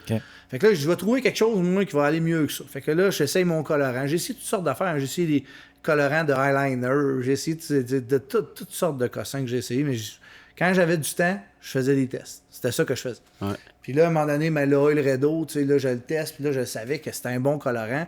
J'ai dit, ça se peut pas que ça fonctionne pas. Puis la molécule, là, on rentre pas dans la chimie, là, mais la molécule, mettons que si j'allais l'expliquer, là, elle était comme ça quand je la mettais dedans. Puis là, quand j'ai rajouté un produit qui rendait la solution plus basique, elle prenait cette forme-là, puis là, elle rentrait dedans. Mais ça a pris un certain temps avant que je trouve la solution. Fait que là, ça s'est mis à fonctionner. Fait que là, les empreintes digitales sur le papier mouillé, j'étais capable de les trouver beaucoup plus rapidement qu'avec l'autre méthode qui détruisait tout. Ça prenait, écoute, tu prenais le papier, tu le sacrais là-dedans, puis 1 heure plus tard, tu le sors, puis l'affaire ketchup, tu avais une belle empreinte rouge sur un fond rose. Fait que j'ai trouvé ça, fait que là, je l'ai publié. Après ça a fait le tour du monde. Il y a plein de corps policiers qui l'ont utilisé. Évidemment, j'avais pas de redevance là-dessus. On le publie pour trouver des bandits, c'était ça le but. Ouais, pour l'avancement criminel. Exactement. Fait que là, on envoie ça. Fait que, ultimement, ça a été le fun parce que le premier dossier que j'ai traité avec l'Oil Redo, c'était un gars, un technicien scène des crimes qui prenait sa retraite. Puis on fait affaire avec toutes sortes de corps de police municipaux, puis les corps de police amérindiens, puis les Premières Nations, puis la Sûreté. Fait que tout le monde est dans notre labo. Fait qu'on avait plein de situations particulières. Puis là, il vient me voir, il dit, écoute, Alex, je prends ma retraite. C'est un vieux dossier des années 80. C'est un meurtre. Il me fait mal au cœur de partir sans l'avoir résolu. J'aimerais ça que tu regardes. Y a-tu des nouvelles affaires qu'on peut faire qu'on n'a pas faites dans le temps? Ben, j'ai dit, oui, on pourrait essayer le laser, puis tout. Fait que là, on essaye le laser, il n'y a rien qui marche, on trouve rien. Là. Fait que là, je dis, ouais, pas de résultat avec le laser, puis tout ça. Ben, j'ai dit, j'ai une nouvelle technique que j'ai inventée, ça vient de sortir, là, c'est nouveau, là. Tu veux-tu que je l'essaye? Il dit, go, essaye-le, Alex. J'ai trouvé 3 empreintes de son affaire. Malheureusement, la personne n'était pas fichée. On avait vraiment trouvé 3, puis des belles, pas des 20. Dans le fond, c'est 21 ans plus tard, quand je l'ai trouvé. Ah ouais, c'est fou. 21 sur ans du papier? Sur du papier. Fait que, écoute, on était super contents. Malheureusement, ça n'a pas punché, mais ça, c'est la première que j'ai faite. Puis là, après ça, ben là, ça s'est mis à être utilisé un peu partout. Puis tout ça, oui, c'est sûr. Un bon succès. Ouais. Après, ça marche. Ben, c'est une belle trouvaille quand même. C'est une belle réalisation. Une belle fierté pour ta carrière. Ouais, vraiment. Tu peux pas faire un brevet ou tu peux J'aurais pu le faire, là, ultimement, mais c'était pas trop dans la mentalité. Dans le temps, là, c'est sûr que là, j'aurais pas mal de plus d'argent parce qu'il y a plein de compagnies qui vendent mon affaire, là, mais oui, ça se vend pas mal, là, mais regarde, c'est correct. Moi, je me dis, mon nom est associé à ça, c'est ça qui est le fun. Là. Cool. OK, wow. Puis, avant de commencer, tu nous disais que tu avais brainstormé un peu, mettons hier, puis aujourd'hui, les meilleures anecdotes ou les meilleures situations que tu as vues. En as-tu quelques-unes un peu croustillantes? Des dossiers plus crunchy. Les pires crimes que tu as vus. Des dossiers plus élevés ou des dossiers plus qui a été... qu'on a entendu parler, mais qu'on n'a pas trop de détails. Là. Ouais. Mettons, écoute, le gros dossier qu'on a eu dernièrement, ça fait quand même une dizaine d'années, mais pareil, Luca Rocco Magnotta. Vous avez sûrement entendu parler de ça. Ouais. J'espère que vous avez entendu parler de ça. C'était quand même un gros dossier. Ce dossier-là, c'était quand même particulier, là, parce que là, c'est un dossier qui était à la Ville de Montréal, puis des techniciens qui ont trouvé le tronc de la personne. Peux-tu faire un mini rappel pour les gens qui connaissent peut-être pas l'histoire? Luca Rocco Magnotta, c'est un jeune homme, il n'est pas très vieux, qui travaillait, il travaillait dans différentes choses, un petit peu à la pige. Il faisait aussi il filmait aussi pour des films pornographiques, toutes sortes de choses comme ça, puis il essayait de se faire un nom. Il avait même fait à un moment donné des vidéos où il torturait des chatons là, pour pogner là, un petit peu au niveau médiatique, là, mais en ligne. C'était un petit peu sa façon de sortir du lot. Ça n'avait pas marché, évidemment, à ce moment-là. Et puis, à un moment donné, il a pris la décision, lui, qu'il kidnappait... c'était un étudiant chinois qui était à l'université ici à Montréal. Et puis, lui, il a décidé qu'il le tuait en ligne, comme un podcast. Là. En ligne, il l'avait tué avant, mais il le dépeçait. Il l'a dépecé, il l'a coupé en plein de petits morceaux. Puis là, il a envoyé des morceaux après ça. Il a envoyé des morceaux au Parlement à Stephen Harper, il a envoyé des morceaux au Parti libéral, il a envoyé des morceaux en Colombie-Britannique. Fait qu'il a envoyé toutes sortes de morceaux, des pieds, des mains. Un beau projet. Ouais, un beau projet de bricolage. Puis le tronc, pour s'en débarrasser, il l'a mis comme dans une vieille valise. Puis il l'a mis dans un container à Montréal, en arrière de où ce qui restait. Fait qu'à un moment donné, il y a un concierge, l'odeur était quand même assez atroce. Là. Fait que c'était l'été en plus. Fait qu'il trouve, dans le fond, dans le container, la valise. Il appelle tout de suite la police. Fait que là, c'était Caroline qui était là-dessus. J'irai pas plus dans le détail que ça, mais on a parlé ensemble du dossier parce que là, telle affaire dans le dossier. Puis, fait que là, elle s'en va travailler la scène puis récupère des informations. C'est devenu un gros dossier. Ultimement, ils ont fini par identifier la personne qui c'était. Et puis, c'est devenu... lui, Luca Rocco Magnotta, il s'est sauvé. Il s'est sauvé à l'international. Il était en France. Il était pendant un certain temps en France. Après ça, il était en Allemagne. Fait que ça a été une poursuite internationale. Là. Fait que, tu sais, un Red Notice, là, qu'ils disent, là, au niveau international, là, les criminels les plus recherchés, là, lui, il y en a eu une Red Notice.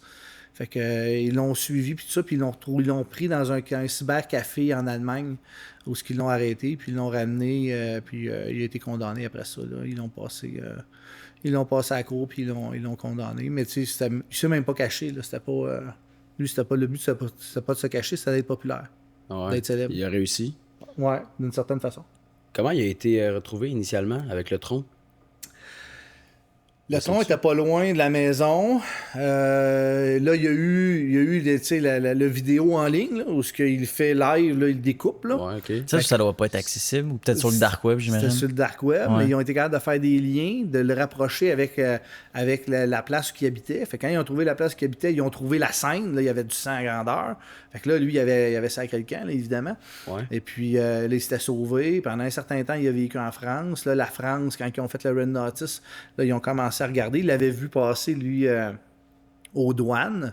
Fait que là, il savait qu'il était en France. Fait que là, il a pris un train pour s'en aller en Allemagne. Puis là, quand il est arrivé au cybercafé, le propriétaire du cybercafé, il a donné un ordinateur. Puis là, il regardait les nouvelles, puis tout ça. Puis là, il a vu les nouvelles en France. Puis là, il a vu le visage. Il était différent. Là. Il avait comme les cheveux longs bruns, la mémoire, là, quand il était en France. Puis quand il était en allant en Allemagne, il avait les cheveux là, couleur poussin, là, coupés rara. Okay. Mais il a reconnu le visage, puis là, il a appelé la police là, pour qu'il se fasse arrêter. Là. Fait que c'est vraiment comme ça. C'est un témoin, dans le fond, qui l'a fait arrêter. Wow. Fait Et donc, c'était quoi ton expérience par rapport à cette histoire-là?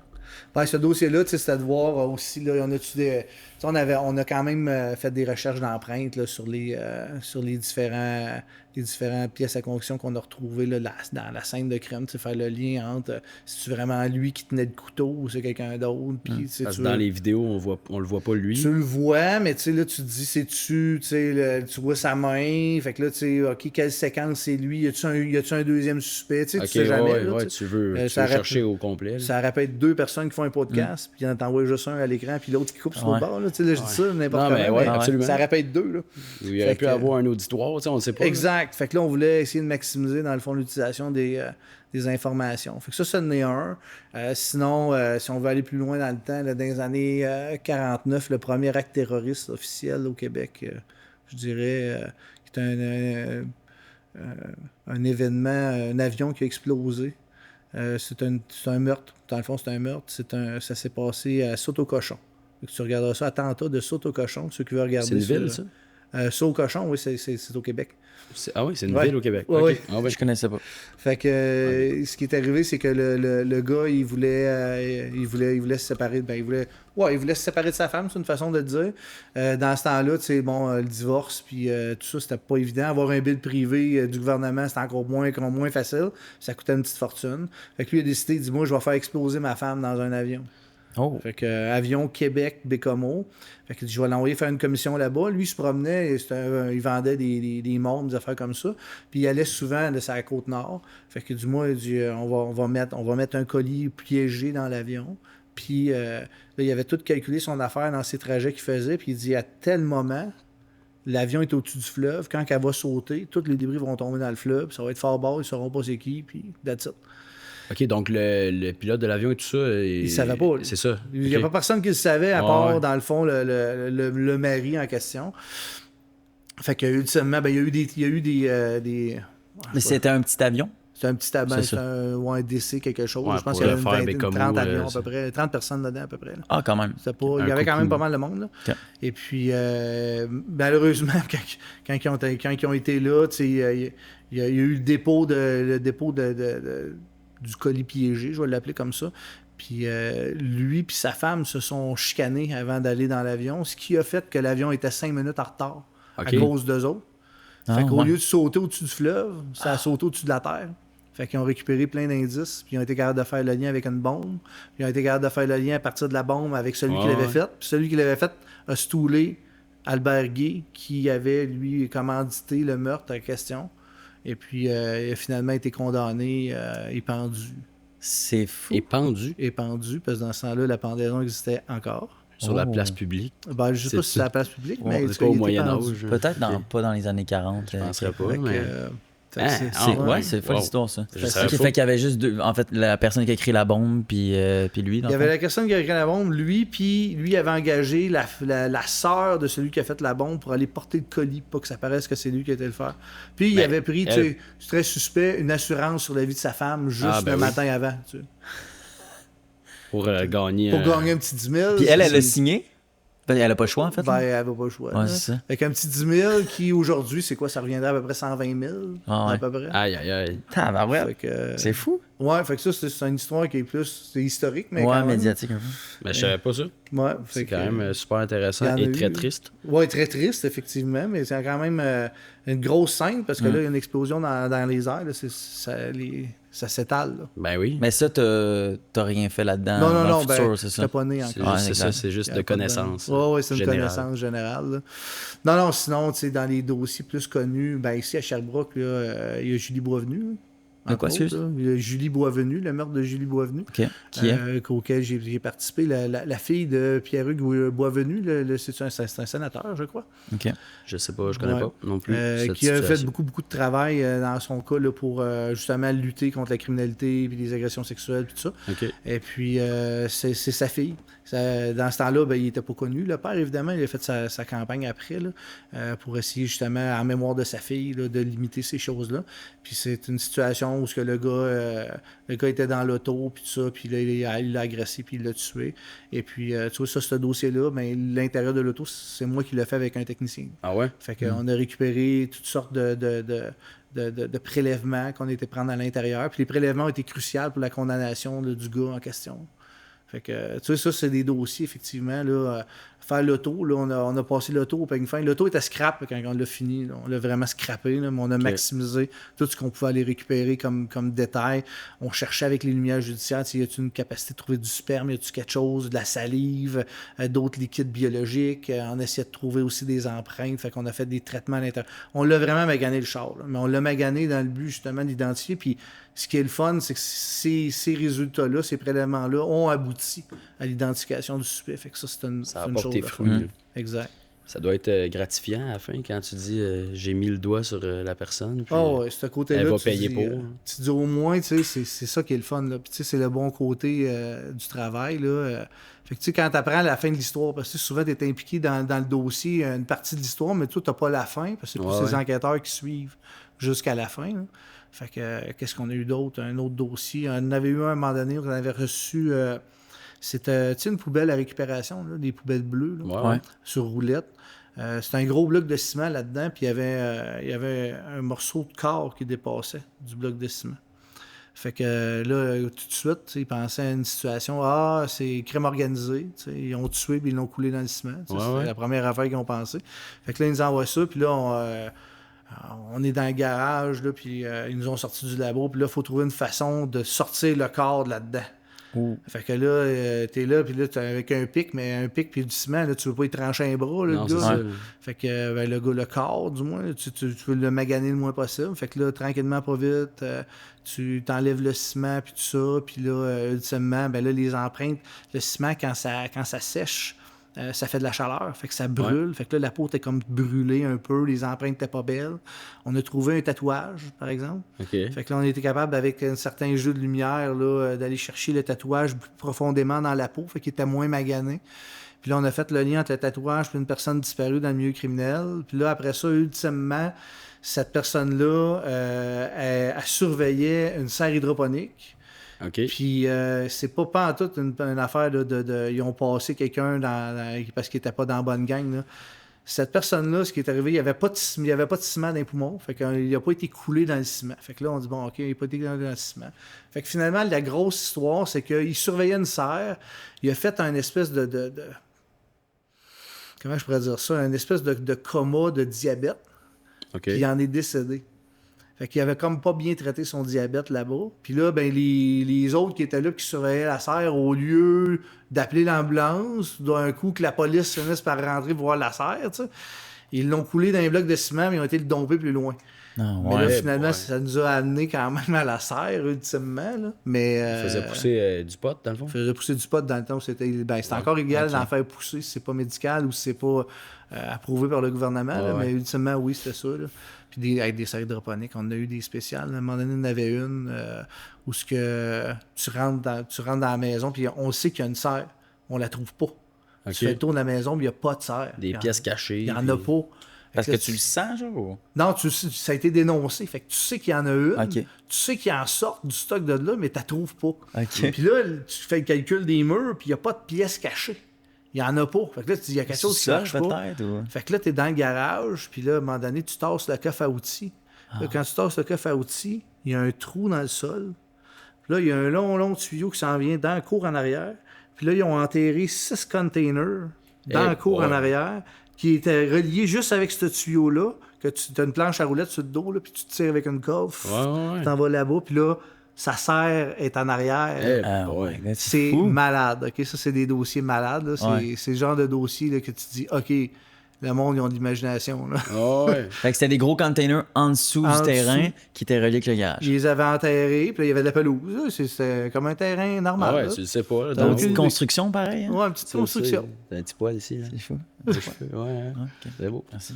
Fait que, ça, c'est le genre de dossier, tu sais, ça donne... Que t'as vu en personne. Que j'ai vu en personne. Que t'as visité, puis tout ça. Exact. Ça, moi, je trouverais ça tellement cool. C'est fou. Puis si on y va vers des histoires qui t'ont peut-être plus marqué ou qui t'ont choqué visuellement, parce que c'était un corps humain avec l'odeur ou le crime... écoute, en 2012, le dossier à Diane Grégoire, je sais pas si vous vous souvenez de ça, mais la madame, elle reste dans les régions de Saint-Hyacinthe de mémoire, et puis elle est portée disparue. On pense qu'elle est décédée. Fait que là, c'est une enquête qui se fait en lien avec la ville de Longueuil, parce que la ville de Longueuil, le mari aurait été la portée magasinée au promenade Saint-Bruno. Quand il est revenu à chercher, il ne les retrouvait plus. Fait que là, c'est devenu un dossier à eux autres. Là, nous autres, comme si on regarde plus grand un peu que Longueuil, on leur a donné un coup de main, évidemment. Et puis là, il y a des indices qui pointaient vers... On pense que c'est son mari qui l'a tué. Puis on pense qu'il a été à Saint-Valérien-de-Milton dans une ferme à cochons, puis il a fait brûler le corps dans la ferme à cochons. Puis là, souvent, dans les porcheries, quand ils ont des cochons malades, des choses comme ça, ils ont comme des espèces de... Un crématoire. Comme un crématoire, là, ils font passer là-dedans, puis après ça, ils répandent les cendres sur le sol. Puis ça, c'est légal. Là. Oui, c'est légal. Ils normal, font ça fréquemment. Là. Puis c'est pour pas que les maladies se propagent, puis s'assurer que c'était clean. C'est la solution. Fait que la place où on pensait, ou du moins où on s'était fait dire que c'était là, ben là, on s'est rendu là-bas, puis là, pendant au moins 2-3 mois, on a creusé le sol pour essayer de trouver des ossements, parce que les ossements de cochon et les ossements d'humain, c'est très proche. Hein? OK. C'est très proche. Ben, d'ailleurs, tu peux greffer un cœur ou une valve de cochon sur un cœur humain. Vrai, on est au niveau... il y a une certaine... On en avait parlé, je pense, avec la chirurgienne. C'est ça avec elle? Je pense pas que c'est avec elle, mais on en a parlé assurément. On a parlé quelque chose dans le genre. Ou je pense que c'était avec Michel Bédard. Ça se peut. En tout cas. Ça se peut. Ouais. Fait que les ossements, c'est un peu le même principe. Là, ce qu'on avait, c'est que on voulait creuser à peu près une profondeur de 5 pieds de profond. Ben, une espèce de territoire de fou, là. C'était un grand champ, là. Fait que là, il fallait prendre ça. On avait des machines qui faisaient descendre, qui les défaisaient en différentes grosseurs. Ça mobilise beaucoup de gens, ça? Ah oui, on était pas loin d'une centaine là, qui faisaient ça. Il faut être sûr que c'est là. Ben oui, c'est ça. Ben là, on était, c'est l'indice la plus solide qu'on avait. Là. Ouais. Fait que là, il fait les recherches, puis tout ça. Puis là, moi, j'étais en train justement de rechercher, puis là, j'étais dans un petit morceau, puis là, les osselets, c'est difficile à regarder. Puis à un moment donné, je trouve une boucle d'oreille. Et là, man, on était fou comme la marde, là, trouver une boucle d'oreille. Là, tu dis, crime, on a probablement trouvé une boucle d'oreille. Puis là, on regarde la photo de la madame, puis crime, ça ressemble peut-être à une qu'elle a déjà eue, tu sais. Fait que là, c'était la grosse affaire. Fait que là, pièce à conviction, on récupère ça, on la garde, puis on continue à faire la job. Écoute, après plusieurs mois, on n'a pas trouvé d'ossement. Fait que, tu sais, ça devient un cold case. Puis quelques années plus tard, son corps est retrouvé complètement côté du lac, complètement à l'autre côté. Ça n'avait pas rapport. Pas rapport. On n'était même pas à bonne place. Mais écoute, j'ai passé des mois là. Écoute, je suis tombé malade, moi, à travailler là-bas. Tu étais à l'humidité, il fait froid. C'était dans l'automne, puis on travaille dans des conditions, ça sent pas super bon. Là. C'est pas une affaire de cochon en partant, c'est ça. Ouais. Fait que finalement, là, le corps a été retrouvé plus loin, puis là, ils l'ont identifié, puis tout ça. Mais l'indice de base qu'on avait suivi pour aller là était pas bon, malheureusement. C'était quoi l'indice? Pourquoi aller dans un truc de cochon? Ça a l'air que le mari, c'est vrai, effectivement, le mari qui l'a tué, là, au final. Okay. Le mari avait été visiter des fours à cochons comme ça, dans le coin de Saint-Hyacinthe. Okay. Fait que c'est l'indice qu'il avait eu, puis il y avait eu un indice comme quoi qu'il avait été à cette place-là particulièrement. Fait qu'on pensait qu'il était retourné là. Ben, les enquêteurs pensaient, là, moi, on suit ce que les enquêteurs nous ont amené, mais finalement, le gars, il a fait ça pour brouiller les pistes. Là. Fait que ça avait pas... ça avait aucun rapport. Ça avait aucun rapport. Là. Mais la boucle d'oreille? La boucle d'oreille, c'était probablement la boucle d'oreille d'un employé qui, quand ils ont pogné, ils ont mis un cochon, ça a accroché dans le soude, puis le soude a été mis dans le feu, puis... C'est fou. Fait que c'est un addon, là, ben écoute, puis là, t'es sûr, là, tu te crèmes, on a une boucle d'oreille, c'est clair qu'on est en bonne place, là. T'as quelque chose de concret quand même. Pantoute. Fait que ça te montre à quel point, des fois, tu cherches, puis tu trouves rien, le moment donné, tu trouves de quoi, puis ça n'a pas rapport. Ça, c'est... Qu'est-ce qui a fait que vous avez trouvé finalement le corps et tout à un autre endroit? Ouais, là, c'était rendu un squelette, mais c'est quelqu'un qui promenait son chien. OK. Le chien est revenu avec un os dans la bouche. Hey boy. C'est vrai? Ouais.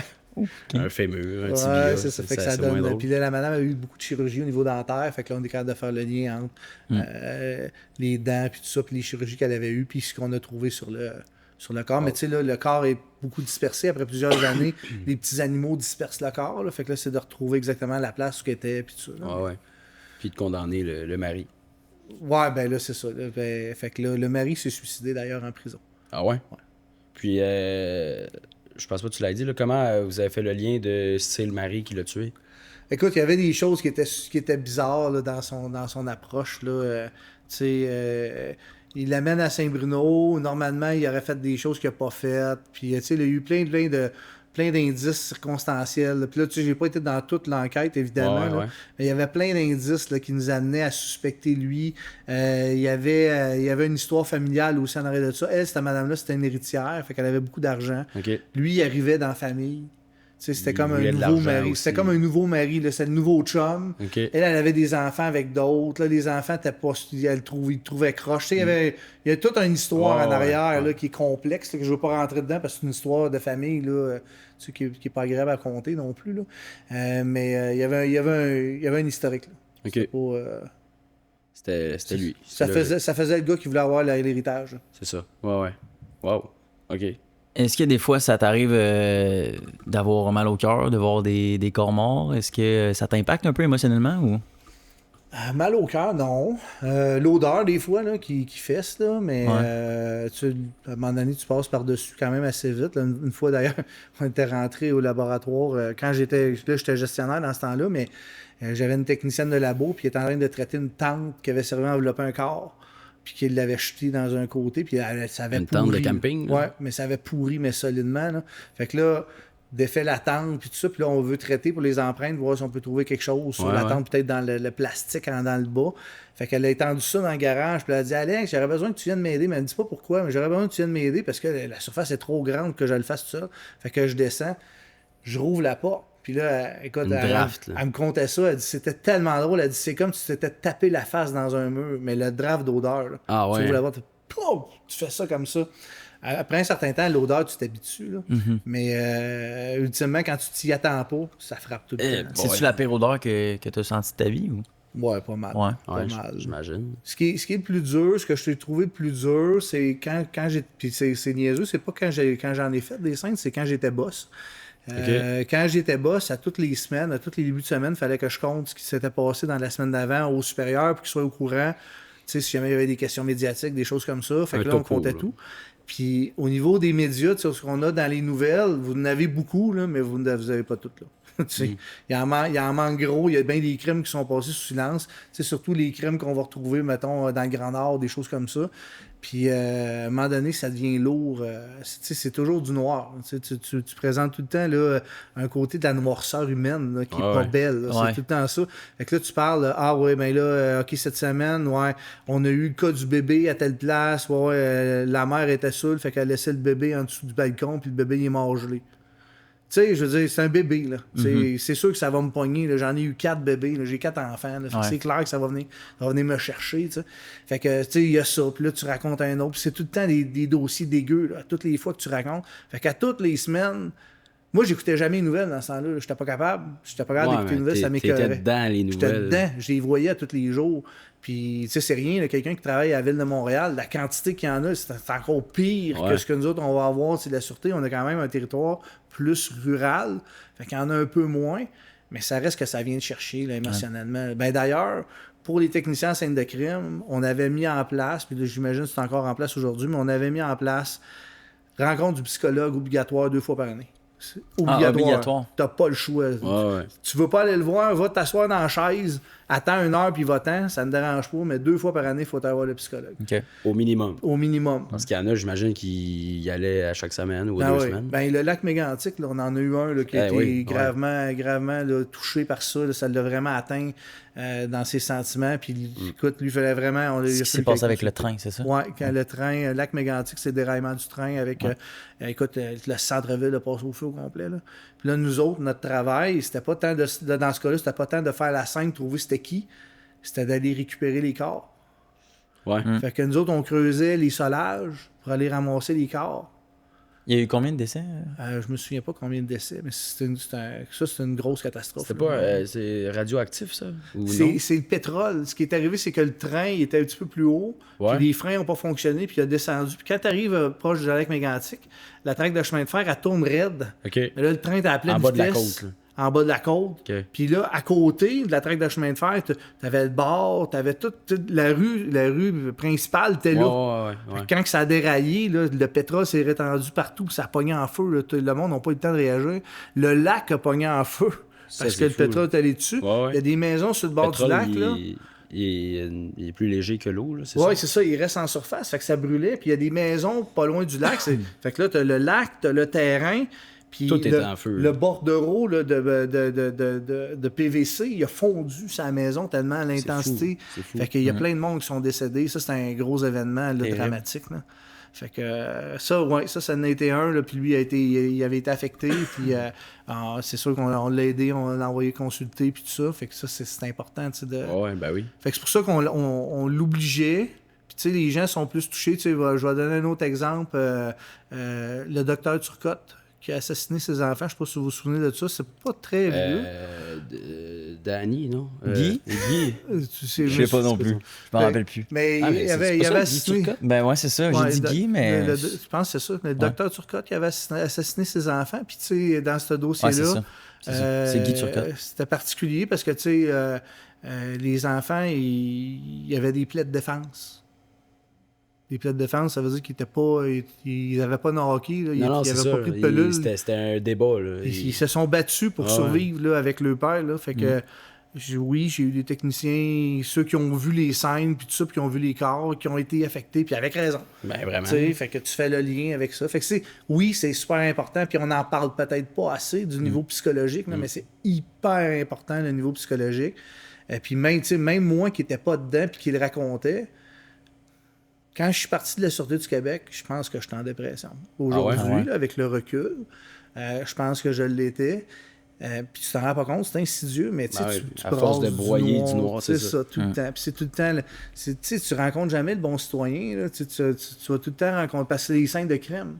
Fait que c'est tout le temps des gens qui sont impliqués, soit dans un niveau criminel ou en affaires comme ça. La famille en deuil.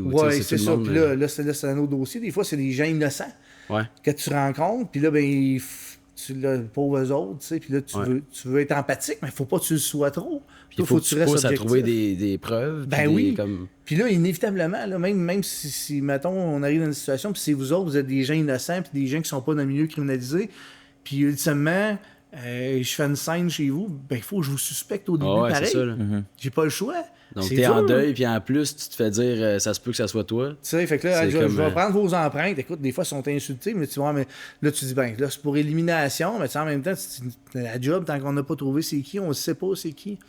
C'est difficile à vivre pour les gens, mais nous autres aussi, tu sais, ce qui amène beaucoup, puis ça, si vous rencontrez des policiers, moi, je suis un civil dans la police, mais si vous rencontrez des policiers, souvent, ils vont parler de l'humour noir policier, tu sais, des fois, ils vont faire des jokes. Tu regardes dans un autre contexte, ils sont pas très drôles, là, mais c'est pour évacuer la pression de toute la noirceur humaine que tu rencontres. Là. Puis après ton recul, justement, aujourd'hui, comment tu penses que ça a changé un peu ta vision de la vie, genre? C'est clair. Beaucoup. C'est sûr, tu sais, avec les enfants, juste la façon de les élever. Après ma barre, moi, les gens sont pas fins. Au début, là, tu te dis, si tu rencontres un inconnu, il faut que tu considères qu'il est pas fin, jusqu'à temps que ça soit quelqu'un qu'on connaît. C'est rendu ça ta c'était façon. Ça. Quand je les élevais, j'ai ma fille, moi j'ai une fille. C'est pas vrai qu'elle va aller dehors toute seule. OK, il faut que je la laisse vivre, là, j'ai pas le choix. Ben, est-ce que je la laisse partir sur un party comme ça? Puis ben là, je veux savoir c'est qui, je veux savoir t'es où. Tu sais, là, tu deviens. Puis là, tu père poule, mais. Là, calme-toi, avec raison. Freak, là. Mais en même temps, tu dis, j'en ai tellement vu. Fait que là, t'es tout le temps entre les deux. Là, tu dis, je veux les laisser leur liberté. Là, t'es biaisé par 1 million d'affaires. Là. Clairement. Là. Fait que ça, c'est sûr que ça l'a touché. Là. Les enfants s'en plaignent pas aujourd'hui. Là, je veux dire, ils sont bien contents et ils ont eu une belle vie pareille là, jusqu'à date, mais ça reste qu'au final, moi je le sais, là, si je compare avec la façon dont, moi dans mon temps, moi je suis de la génération X, là, fait qu'ils nous sacraient dehors puis on revenait juste quand il faisait noir. Là. C'est ça. Fait que, je te confirme que j'aurais pas fait ça avec les miens là, à cause de ce que j'ai vu. Carrément, juste à cause de ça. Est-ce que tu parlais à ta famille des crimes que tu voyais et tout, ou tu parlais jamais de ça à la maison? Pas des crimes que je voyais. Ramener à job à la maison, des fois. Souvent, par exemple, je pouvais faire les jokes creepy. Là. Ça, oui. Là, les enfants étaient habitués là, d'une joke. Ils disaient des jokes de police, là, mais c'était des jokes, là, des fois, c'était à la limite du dégueulasse. Du dégueulasse. C'était autour de la table à souper. Là. Mais ça, ils sont habitués à ça assez rapidement. Mais c'était pas mal ça, le pire que j'avais là-dedans. Là, c'était pas mal ça, je dirais. Là. OK. Ben, comme tu dis, un peu pour relâcher la pression, pour te retirer un peu du noir de tout ça. Là. OK. Ça a amené mes enfants, par exemple, je les ai élevés beaucoup en résolution de problèmes. Ben, c'est sûr. Parce que moi, toutes les fois que je rencontrais une situation, on a une scène de crime, c'était très analytique. Fait que, tu sais, moi, mes enfants venaient, moi, papa, on a tel problème. Comment tu réglerais ça? Qu'est-ce que tu ferais, toi, dans cette situation-là? Ils ont été portés à réfléchir beaucoup. Donne-moi une solution. Là, je ne donnais pas la solution. Fait que là, mais ça, c'est un réflexe de, tu sais, quand tu avais un nouveau technicien qui arrivait, le nouveau technicien, là, on fait ça comment, une scène de même? Pense-y un peu. Qu'est-ce que tu ferais, toi? Ouais, c'est ça. Comment tu ferais ça? Fait que là, non, ça, tu peux pas faire ça à cause de telle patente. Mais ça, tu peux le faire. Fait que tu sais, ça vient comme naturel. Fait qu'avec les enfants, j'ai fait la même affaire, là. Ben ouais. Inévitablement. Peut-être malheureusement pour eux autres, en tout cas. Ben non, aujourd'hui, ils sont super bons pour résoudre des problèmes. Fait que c'est bon. Ils sont plus débrouillards. C'est ça, autonomes, puis autodidactes dans plusieurs domaines. Bon. Est-ce que je peux te demander, c'est peut-être bizarre comme question, mais c'est quoi qui est le plus dur, mettons qu'ils veulent cacher un corps, là? C'est-tu dans l'eau? C'est-tu le feu? Mettons que tu veux éliminer un corps. Mettons, c'est pas moi. Non, mais c'est une très bonne question. La meilleure façon, c'est d'avoir, étonnamment, tu vas trouver ça étonnant, là, c'est pas de l'acide, c'est une base. Ah ouais? Ouais. Genre, une base? C'est quoi, mettons? Une base forte, là. Mettons... de l'ammoniaque. Ah, ok. C'en est Un liquide basique, tu veux dire. Basique, là, mais tu sais, fort, là, vraiment un liquide basique L'inverse fort. d'un acide. Là. L'inverse d'un acide. L'acide, ça fonctionne pas pire, mais une base, parce que ça va tout transformer ton corps comme en savon, là. Ça va faire de la saponification. Là. Quand tu as ça la peau, là, au lieu de brûler puis de piquer, là, ça va faire comme des bulles. Puis ça va comme transformer ta peau. Ouais, c'est vraiment particulier. Savonification? Ouais, saponification. Ça te transforme en savon, dans le fond. C'est fou. Un petit peu. Ouais. T'en as vu des scènes comme ça? Ouais, j'ai déjà vu ça. Ouais. La base forte, là, c'est un pH, ça veut dire de 15-16, c'est ça? Ouais, autour de 14. OK. Ah ouais. C'était pas 12, non, c'est ça. 14, c'est 14 le max. 14, ouais. J'ai dit 15-16. Là, 7, c'est le milieu. C'est basique. C'est de l'eau, mettons. 7, c'est de l'eau, mais de l'eau pure, là, mettons. Puis 0, là, t'es dans l'acide, puis 14, c'est dans le top. OK, c'est ça. Mais ça fonctionne quand même assez bien. Coupe l'odeur. Coupe l'odeur, il n'y a plus de corps. Ah ouais? OK, à ce point-là. Oui, tandis que l'acide, c'est une coupe de semaines. Mais tu peux pas te procurer ça. Je veux dire, c'est des trucs... Non, tu passes dark web ou des affaires bizarres. Si tu commandes ça, là, ils vont te poser des questions. Ah ouais, directement, ton alibi il est pas bon. Là. Sinon, si tu veux éliminer... ben écoute, c'est sûr que les cartels mexicains, il y a une chose qu'ils font, là, c'est pour passer un message, là, mais ils attachent le corps dans une montagne puis ils laissent les condors le bouffer vivant. Les animaux, les condors, là, tu sais, les gros condors. Oiseaux, là. Ils laissent bouffer vivant, puis ils filment, puis ils envoient le film après. Mais ça, c'est un message qui passe, c'est différent. Là. Ouais. C'est plus dans les gangs. Il y a peut-être moins ça au Québec, je pense. Les cartels, non, au Québec, tu verras pas ça. Mais les cartels, ça va être dévoré vivant. Là. Ça arrive. Sinon, tu sais, bon, enterrer un corps, c'est sûr que si j'avais enterré un corps, je l'enterrerais pas couché. Hein. Je l'enterrerais debout. Là. Pourquoi, mettons? Parce que couché, là, ça te fait un grand rectangle. Fait que quand, ou tu peux le trouver en creusant, mettons? Ben, tu peux le trouver en creusant, mais pas juste ça. Quand les satellites ils passent, puis qu'ils regardent ce qui se passe, la Terre qui a bougé, puis tout ça, là, il y a toutes sortes de satellites qui passent. Là. Quand c'est la forme d'un grand rectangle, là, ils vont avoir tendance à donner l'information à la police pour qu'ils aillent voir. Alors qu'un petit carré ou un rond... Un petit carré, un rond, qui est en profondeur, il y a moins de chance. Ah, ouais. Puis c'est tellement pas, tu sais, j'aurais jamais pensé à ça, mettons. Non, mais c'est pas intuitif, là, c'est vrai. C'est pas intuitif. Fait que ça serait une façon. Sinon... tu l'enterres puis tu prends des plantes rares sur le dessus pour qu'il puisse creuser. Des niaiseries, là, mais... Non, mais quasiment, là, je veux dire. Quasiment, là. Dans les zones fauniques. Dans les zones fauniques, là, écoute, mais il n'y a pas de solution miracle. À part les bases, qui vraiment, là, ça disparaît. Ben, c'était plus la question, qu'est-ce qui vous donne de plus le fil à retordre? C'est ça, c'est quand même, ça peut enlever un petit peu de facilité, on va dire ça comme ça. Là. Wow. Les morts les plus atypiques que tu as vus, c'est quoi? Sacré, il y en a un mort qu'on reçoit. Non, écoute, j'ai encore l'image dans la tête, puis c'est fou, là. Le gars, il est dans un lac. OK. Noyé? Okay? Il est noyé dans un lac. Il y a une petite flotte qui flotte sur le dessus, avec un tube. Il y a un tube qui est relié jusqu'en bas, avec un tuyau dans sa bouche. Oh, pareil. Il est habillé en espèce de soude de cosmonaute, vraiment weird, là. C'est comme un soude de hockey vraiment fucké, là. Il y a... là, ça va tomber peut-être un peu vulgaire, mais je vais y aller avec les termes scientifiques, ça va être moins vulgaire. Il y a les testicules serrés avec des élastiques. En tout cas, il est dans une drôle de position. Finalement, l'histoire, c'est le gars, il est pas mort noyé, il est mort parce que son gaz carbonique était trop loin de la surface, fait qu'il réussissait pas à sortir, puis le gaz carbonique, c'est plus pesant que l'air. Fait qu'il montait dans le tuyau, puis il redescendait, il montait, puis il redescendait. Il s'est intoxiqué à chaque respiration. Il s'est intoxiqué à chaque respiration, fait qu'il est mort intoxiqué au gaz carbonique. Puis le gars, c'était... ce qu'il faisait, c'est qu'il coupait l'air. Là, quand il était sur le bord de manquer d'air, il se mettait le tuyau.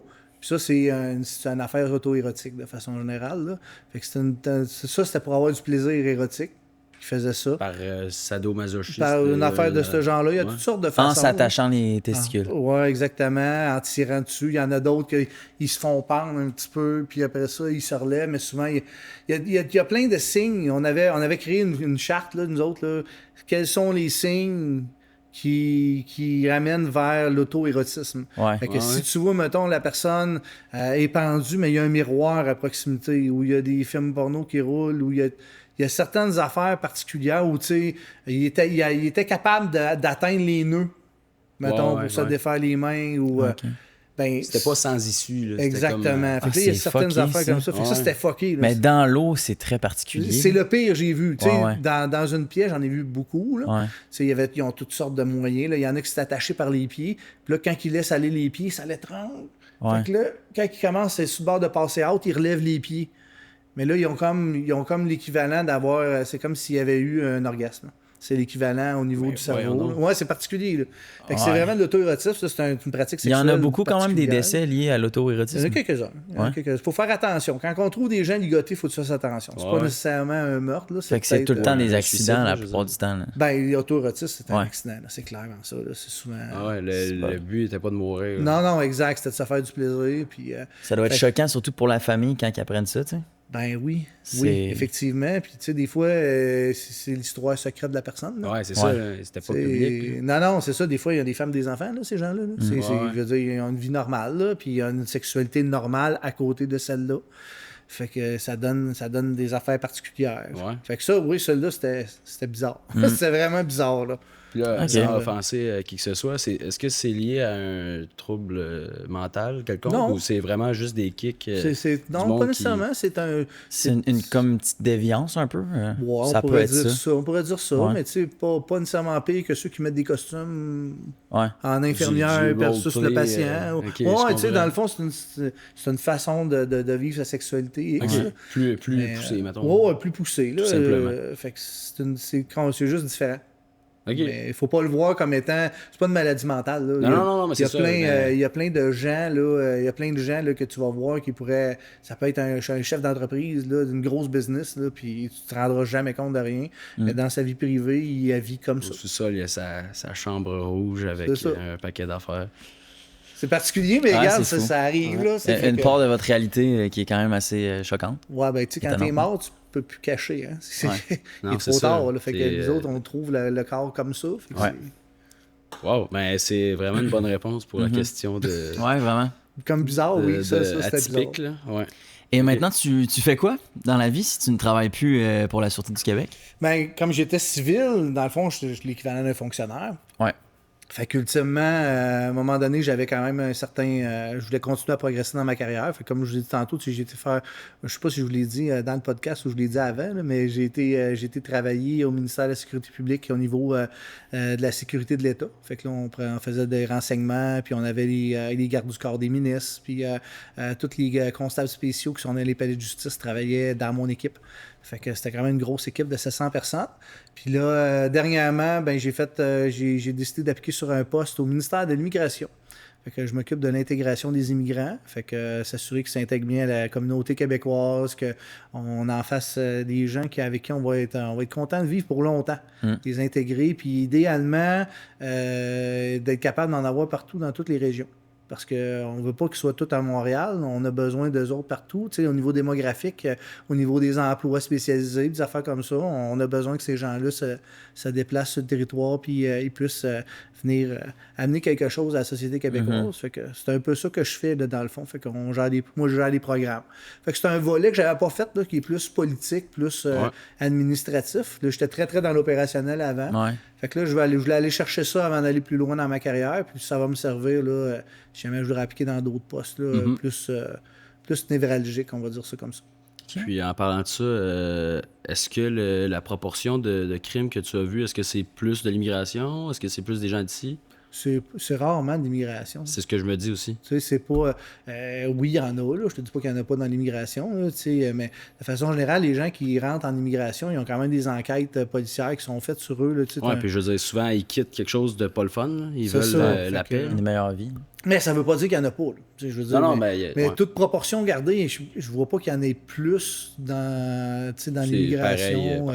C'est juste, c'est répandu, c'est sûr que c'est répandu plus dans les grandes villes. Plus la ville est grande, plus tu as de chances d'en avoir. Ben, plus il y a d'immigrants, je veux dire, c'est une proportion. C'est ça, fait que tu as beaucoup d'immigrants, mais c'est parce que tu as beaucoup de monde. C'est pas tant parce que tu as beaucoup d'immigrants. Fait que ça donne l'impression, les gens, ah ouais, mais là, il y a beaucoup de crimes à Montréal, il y a beaucoup d'immigrants à Montréal, c'est parce qu'il y a des immigrants. C'est ce mythe-là que je voulais... Ça, c'est un shortcut, ça. Tu peux pas prendre ça, comme shortcut. T'sais. Dans le fond, il y a beaucoup d'immigrants parce qu'ils arrivent là, mais ultimement, ils s'en vont ailleurs, ces gens-là. Puis tu sais, c'est pas... c'est parce qu'il y a beaucoup de monde concentré à la même place. D'ailleurs, quand on va aux États-Unis, le nombre de crimes que nous autres, on a pour le Québec en entier, va-t'en à Baltimore, puis ils traquent ça en un mois. Là. OK, ouais. Mais il y a plus de monde à Baltimore qu'il y en a au Québec. Là. Il y a du monde en salle. Là. Proportionnel. Proportionnel. Fait que ça n'a pas nécessairement rapport avec l'immigration, ça a plus rapport avec le nombre de personnes. Si, mettons que tu calcules qu'il y a une chance sur 20 que quelqu'un soit un bandit, ben, si tu as 1 million de personnes versus 100 000, c'est ça. La proportion est là. Il faut le voir de même. Ouais. Mais je suis d'accord avec toi, tu peux pas faire de lien de cause à effet. Ben non, ben c'est ça. Et voilà. Est-ce qu'il y a plus de crimes qu'avant? Ou ça diminue? Ou ça ressemble à quoi? Le crime évolue, j'imagine, aussi? Le crime change. Il y a beaucoup de crimes à col blanc aujourd'hui que j'appelle. Là. Il y a plus des crimes, des fraudes, des affaires comme ça. À col blanc? Ouais, col blanc. C'est parce que le crime exemple, de col blanc, moins de braquage, puis plus de t'as pas geek. le gun d'en face. T'as pas, tu te sens pas en danger. Non, c'est ça. Fait que là, le monde, il pense que c'est moins pire. Fait je vais faire ça, c'est moins pire. Mais tu sais, des fois, c'est pire parce que le crime de col blanc, là, mettons qu'il va... Il va aller targeter une personne âgée vulnérable pour aller voler toute sa retraite. Là. Mais cette personne-là, c'est sa vie là, au complet. C'est ça. Tu sais, fait que moi, je trouve ça autant pire que de braquer avec un pistolet. Ouais. Mais là, c'est ça. La criminalité évolue. Il y en a encore, là, de la criminalité rough.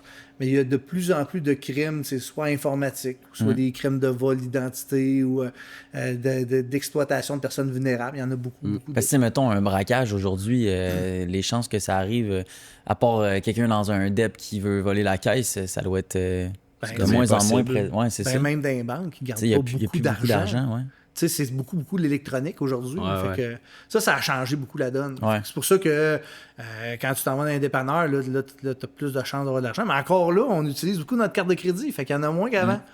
Fait que tu sais, le crime évolue. Tu sais, il change un peu. C'est plus des geeks que des gros costauds, tu sais. Peut-être, regarde. Il y a du monde brillant là, qui font des crimes incroyables. Du monde... Qui auraient pu faire des maîtrises, des doctorats à l'infini. Qui auraient pu amener quelque chose à l'humanité, puis au lieu de ça, ils mettent de l'argent dans leur poche. C'est plate.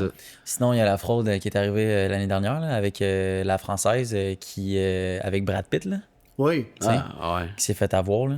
Ça, c'est une histoire triste. C'est quelque chose. Là. Ouais. Ben, c'est ça. On est rendu plus là, j'imagine, dans le monde du crime.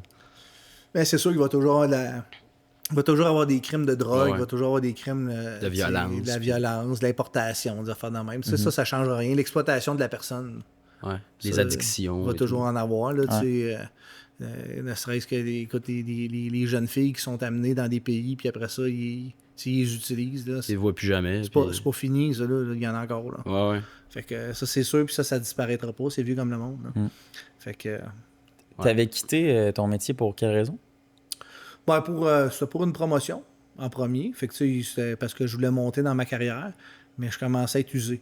Okay. Ben, quand je te disais, d'après moi, j'étais sur le bord d'avoir fait une dépression. Je ne sais pas si j'en ai fait une pour vrai, là, mais J'étais usé. C'était plus le fun. Ouais, non, j'avais plus de plaisir. J'étais rendu à un point où il faut encore que j'aille présenter les affaires dégueu en haut, là. Ça me tentait pas. Là. Et sûrement, quand tu sors de la roue, c'est là où tu pognes un peu un mur. T'es comme plus dedans. Tu prends peut-être plus conscience dans quoi t'étais. Je sais pas. Peut-être que ça peut avoir mais en un même temps, tu changes de mal de place. Fait que là, tu passes un autre roue. Fait que là, tu roules, ça va bien, tu t'en rends pas compte. Puis là, à un moment donné, là, c'est là que tu te rends compte que hey, j'étais plus fatigué que je pensais. Hey, OK, c'est plus difficile que je pensais à remonter. Fait que... mais je regarde pas les nouvelles encore. Mais c'est très négatif aussi, là. Ben, c'est ça, oui. je les regarde. Encore aujourd'hui, je vais regarder les nouvelles, j'ai de la misère, ça m'énerve. J'ai l'impression, tu sais, qu'il... Ça amène pas de la joie dans ta journée, généralement. Mais c'est beaucoup de sensationnalisme, puis des gros titres. Pas forcément quelque chose qui vient sécuriser un peu la pensée des citoyens. T'sais. C'est ça. Puis on essaie de faire beaucoup comme les Américains, là, fait que ça donne ce que ça donne. Ah ouais. Négativement, malheureusement. Exactement. C'est ça. Est-ce qu'il y a d'autres sujets que tu penses qui pourraient être intéressants? Ben, c'est sûr que tu as 1000 choses à dire, mais je pense qu'on pourrait s'enligner vers une conclusion. Peut-être oublié ou que tu trouves intéressant. Des dossiers pas pires que j'ai faits dans le laboratoire, mais des dossiers qui étaient intéressants à faire. Puis je pense qu'on pourrait finir sur celui-là, ça pourrait être bon. Mais dans le laboratoire, c'était les dossiers d'importation de drogue. Okay. Ça, c'était des dossiers vraiment spéciaux parce que la drogue, en tant que civil, je ne pouvais pas en prendre possession. Tu sais, les pièces à conviction, je pouvais en prendre possession, les traiter, faire mes affaires. Mais la drogue, il fallait qu'un policier vienne avec moi. Fait qu'il fallait vraiment que l'enquêteur soit avec moi en tout temps dans le temps du traitement. Fait que quand on recevait des importations, mettons 40 kilos de cocaïne, là, tu reçois ça fait quoi, mettons, en grosseur? C'est vraiment spécial. C'est vraiment des briques, là. Là, je vais descendre le micro. Ah, vas-y. OK. Ça fait quand même une bonne brique, là. Okay? Ouais. Fait que là, faut que tu déballes les briques. Une boîte de chaussures pour les gens qui écoutent, à peu près. À peu près une boîte de chaussures. Mettons une boîte de chaussures, mais ta coupe en deux sa hauteur. OK. Ouais, mais quand même. Là. Mais ça fait, il y en a de la coke là. C'est quand même très compact, dans le fond. Oui, c'est comme croustillant. C'est comme s'il l'avait écrasé. Fait que c'est vraiment comme croustillant, là. Un cube, mais quand tu l'accroches, ça tombe, là.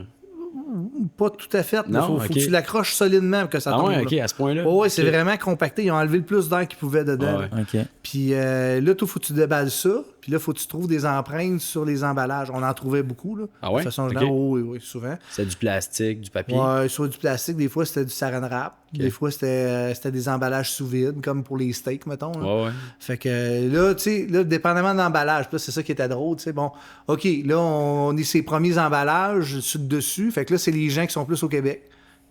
Après ça, plus que tu descendais dans les couches, plus tu descendais, tu t'en allais dans d'autres pays. Au Mexique. En Colombie, au Mexique, ou ailleurs, ou dans les cartels. Là, parce que là, eux autres, ils les ont emballés là-bas, ils les ont envoyés. Les sites qui ont un emballage supplémentaire, ils les ont manipulé. Fait que là, tu as différentes étapes. Fait que c'est sûr que ceux qui ont ça, c'était de la pure, mettons. Là. C'était peu. Très jaune. Oui, très jaune, très pas belle. Puis pas coupée, là. C'était pas coupé pendant tout. Fait que là, il fallait vraiment porter des masques, il fallait vraiment porter des gants parce que ça peut passer au travers de la peau. Fait qu'il fallait faire très attention. Là. As-tu déjà été un peu contaminé par. Ben, tu n'as pas le choix, là, un petit peu. Ouais. Tu sais, je te dis pas, on n'était pas sur l'ail, là, mais. T'es un petit peu contaminé, inévitablement. Parce qu'il y en a dans l'air? Ben oui, il y en a dans l'air. Ben, quand tu coupes ça, tu sais, si t'en casses un peu, ça fait de la poussière. Ouais, Fait que c'est pour ça qu'au début, les premières fois, quand j'en ai fait, c'est là, quand on commençait ça, au début, on n'avait comme pas vraiment de protocole. Fait que là, on faisait ça pas de masque. Et boy, ouais. Là, à un moment donné, là, c'est un gars de la GRC qui était venu nous voir, puis il nous avait dit, là, il dit, nous autres, ça nous est arrivé un gars, et on a fait une saisie, puis le gars, là, il a quasiment fait un bad trip, là. Ah ouais? Parce qu'il était dans le local, on n'avait pas mis les masques. Fait que nous autres, tous nos agents ont des masques maintenant. Fait que là, on avait implanté ça, nous autres aussi, dans le laboratoire. Fait que, on échange les bonnes pratiques, évidemment. Ben oui. Fait que... Puis eux autres, la GRC, ils en font beaucoup de ça. Parce que eux autres, c'est tout ce qui s'appelle l'importation fédérale, c'est le loi à eux autres. Fait que ils sont très impliqués. Fait que quand ils nous avaient parlé de ça, on dit, crème, c'est vrai, on n'a pas réalisé ça, tu sais. Puis c'est quand même, c'est de la drogue pure, là. C'est pas... Ouais, puis c'est celle que tu sniffes dans la vie. C'est ça. Ben, celle que tu sniffes dans la vie est pas mal moins belle que celle-là. Là, non, mais je veux dire, si c'est du pot, OK, tu peux le sentir. Ça, c'est pas pire. Tu seras pas, sur un high. Là, effectivement. Mais... Alors, ceux qui sont coupés, là, tu vas pas savoir ce qu'ils mettent dedans. Là. Non, c'est ça. Ils mettent du Ajax, ils mettent des néons écrasés. Parce que les néons écrasés, ça, pour les caillots de sang, ça fait saigner du nez. Ouais, c'est de la bonne. Hey, crème, tu sniffes de la vitre. Comme ça, l'effet arrive plus vite, là, parce que ça rentre dans le sang direct. Dans le fond, c'est ça l'objectif, je pense. Ben, c'est ça l'objectif, mais aussi de dire que ça fait saigner du nez, parce que la bonne coke fait saigner du nez. Ah, ok. Fait que en tout cas, grosso modo, je La connais poudre pas. de bébé aussi. Ils mettent toutes sortes de cossins là-dedans. Tout ce qui est blanc puis qui a l'air d'une poudre. Tant que ça a l'air de ça, tu mets ça là-dedans. J'aimerais pas ça savoir, tu sais, d'en prendre sa rue puis regarder tous les produits qu'il y a dedans. Là. Essayer de diviser, trouver. Ça, c'est quand ils disent, ouais, là, il est pas mal dilué, il n'y a plus bien d'effet, on va rajouter du fentanyl. OK. Fentanyl, là, ça, c'est. Fentanyl, c'est. Ça peut tuer, là. C'est de la morphine x 1000. Ouais. Fait que. Puis ça, t'en prends pendant quelques semaines, t'es moins beau après, là, j'imagine? Ben, de toute façon, le fentanyl, si t'en prends les doses là, pour que tu dépasses, tu n'as pas besoin de gros. Là. OK, ouais. Fait que les chances que tu meurs sont très élevées. Ah, Il y avait eu quelques films, quelques séries là, sur ce qui s'était passé aux États-Unis, là, la crise de fentanyl, justement. Ben oui. Puis c'est pas beau à voir. Là. Quand c'est arrivé au les Canada... médecins qui faisaient des prescriptions de fentanyl là, trop facilement, là, puis que les gens devenaient super accros, puis ils allaient voir les médecins comme si c'était leur dealer. Là. Puis tu sais, les phénomènes criminels, c'est drôle comment ça fonctionne. Hein? Ça commence aux États-Unis, de façon générale. Là, ça progresse vers l'ouest, ça monte en Colombie-Britannique, puis ça revient vers le Québec. Ah ouais, tout le temps comme ça. Ça fait un U. Nous autres, c'est le côté francophone qui doit limiter un peu, là. Mais ça fait tout le temps un U. Fait que quand la crise du fentanyl est arrivée par la Colombie-Britannique, puis qu'on a entendu parler au niveau du Québec, là, il fallait des protocoles, comment qu'on fait pour protéger nos gens, puis là, tout le monde a peur de se contaminer. Mais tu sais, si j'y touche avec ma peau, il n'y a pas de danger. Mais si j'ai une coupure, là, il y a un danger. Fait que là, tu sais, t'as toutes sortes d'affaires de même à faire attention. Fait que... Ouais, ça fait évoluer les techniques. On travaille avec les gens de santé pour savoir c'est où le vrai risque, puis là, savoir qu'est-ce que c'était, puis fait que c'est particulier. Puis là, eux autres, ils arrivent sur la scène, puis là, tu sais pas c'est quoi le produit au début. C'est-tu de la coke, c'est-tu du fentanyl, c'est ça? Ouais. Puis ça, c'est des descentes, j'imagine, très intenses. Ou tu arrives dans une situation où la personne est décédée, puis tu trouves juste ça sur la table. OK, ouais, ben oui. Tu le sais pas. Dans son coffre-fort ou peu importe. Là, ouais, là t'es exposé à quelque chose de très vague. Là. Ça peut être n'importe quoi. Puis une autre affaire qu'on faisait aussi qui était intéressante, c'était les laboratoires clandestins. Tu fais de la méthamphétamine, des affaires comme ça. Là. Ça, c'était particulier. C'est vraiment particulier parce que là, tu arrives sur la place, puis là, tu as tout un système de décontamination, puis tout ça. Puis là, c'était drôle parce que moi, je trouvais ça comique. Tous les bandits, eux autres, qui étaient sur le laboratoire de fentanyl, ils étaient habillés comme toi et moi. Nous autres, on rentre, on est habillés en scaphandre de Teletubbies. Puis c'est comme si on était dans l'espace. Là. Fait qu'à un moment donné, c'est drôle parce qu'à force de nous voir à la TV habillés avec notre soute, on a commencé à voir apparaître dans les labos des masques, des soutes tranquillement pas vite. Parce qu'ils se sont rendus compte que c'était dangereux pour la santé aussi. Sûr. Okay. Parce que quand tu fais par exemple la méthamphétamine. La méthamphétamine, c'est pas très complexe à faire, c'est assez facile. C'est crystal meth, là, c'est ça? Ouais, ou ça pas? Entre autres, là, ça peut être une version. Breaking Bad. Ben, comme dans Breaking Bad. C'est ça? Oui, oui. Okay. Est-ce que faire ça, c'est pas compliqué, mais le danger, c'est les produits que tu utilises pour le faire. Puis quand t'as du phosphore, quand ils utilisent le phosphore rouge pour le créer, le phosphore rouge, quand il est chauffé avec de l'eau, il n'y a pas de problème. Mais quand il n'y a plus d'eau, mettons que l'eau est évaporée, le phosphore rouge, quand il est chauffé, devient de la phosphine. La phosphine, ça n'a pas d'odeur. Mais si je t'amène dans une pièce sur la phosphine, en 30 secondes, t'es mort. OK. Et bon, fait que c'est pour ça qu'on envoyait tout le temps, on avait des spécialistes qui allaient avec des détecteurs, on s'assurait qu'il n'y en avait pas. Puis là, après ça, on faisait rentrer les techniciens encore, on était habillés pour aller faire la scène. Un peu comme une fuite de gaz. Exactement. Le gaz, ça sent un peu quand même, je pense. Non, le gaz, c'est une odeur au moins, mais fait que, ça l'a amené des affaires différentes. Là, mais, c'est fou.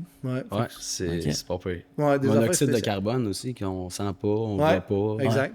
Monoxyde de carbone, ça se tient au niveau du sol, c'est plus pesant que l'air. Okay. Fait que c'est pour ça que quand tu as, mettons, un détecteur de monoxyde de carbone à la maison, il ne faut pas que tu le mettes dans les airs. Ah non, c'est ça. Si c'est complètement haut, ça sert comme tu le mets sur une prise de courant dans le bas. OK. Puis tu vas le respirer même si tu marches? Ben, si tu marches puis il est au niveau du sol, tu le respireras pas, mais à un moment donné, il va remplir la pièce. C'est là que ça va être dangereux. Il vient quelque part. Là, puis... Ben, mettons ton auto, là, dans ton garage. Là. Quand ton auto, elle roule, ton auto à essence, il en produit du monoxyde de carbone. Monoxyde de carbone, moi je cherchais, je sais pas pourquoi, on l'a dit tantôt. Monoxyde de carbone en produit. Fait que c'est pour ça que ceux qui ont des garages, ça t'en prend un détecteur. Ouais. Puis, de général, ils te demandent de le placer bas pour que tu puisses le sentir, pour pas qu'il puisse monter dans la pièce. OK. Ah, c'est tout bon à savoir quand même. Ah, les affaires intéressantes. On Très pourrait se parler pendant des heures, les gars. Ben, c'est absolument, ben oui. Il va falloir te réaccueillir Pourquoi pas? dans quelques, peut-être quelques mois. Je dirais Est-ce pas non, moi, j'aime que, Ouais, moi aussi. ben on en jasera, là, sûrement qu'il y a d'autres sujets qui peuvent être super intéressants. S'il y a des futurs polices scientifiques qui nous écoutent en ce moment, est-ce que tu aurais un conseil à leur donner ou un dernier mot? Ça serait quoi? Ben, oui, écoutez, c'est sûr que faut prendre le temps d'aller chercher le détail. C'est tout le temps d'aller chercher le petit détail, d'aller chercher la petite affaire que tu penses que le criminel n'a pas pensé. Fait que si tu es en train de regarder sur une arme à feu, par exemple, ben là, tu te dis, OK, qu'est-ce que le criminel peut avoir fait? C'est sûr qu'il va l'avoir nettoyé à grandeur, mais peut-être que quand il l'a eu, il était tout énervé, puis il a enlevé les affaires dessus, puis il l'a démonté, puis il l'a huilé. Mais il l'a démonté, puis regarde s'il n'y a pas une empreinte dedans. J'en ai trouvé plein comme ça. Ah ouais? Oui, c'est super efficace. Mais il faut tout le temps que tu penses une coche plus loin. Le criminel, il aurait fait quoi? Fait que là, je reçois une lampe de poche. Ben, la lampe de poche a tout été nettoyée. Tu regardes, tu vois les traces de nettoyage. Ouvre la lampe de poche, sors les piles. Ah, c'est ça. Ah, on trouve des empreintes de ces piles. Fait que tout le temps, essayer de trouver un niveau supplémentaire, aller une coche plus loin. Fait que c'est de la résolution de problème, mais faut que tu te mettes dans la peau de l'autre, puis tu pousses ta réflexion 2-3 coups en avant et de l'autre. Là. Puis lui, il était stressé souvent quand il a fait ses affaires. Exactement. Donc il a fait ça vite, peut-être. Exactement. Fait que c'est vraiment ça. Sinon, tu sais, il n'y a pas de façon miracle d'aller là-dedans. Il faut vraiment, soit tu vas à l'université puis tu rentres comme un civil qui est plus spécialisé, ou tu passes par la technique policière. Là, à ce moment-là, ben, quand tu vas rentrer dans la section 5 de crime de ta technique policière au cégep, tu vas utiliser mon livre. Fait que tout est écrit dedans. Tu te casseras pas la tête.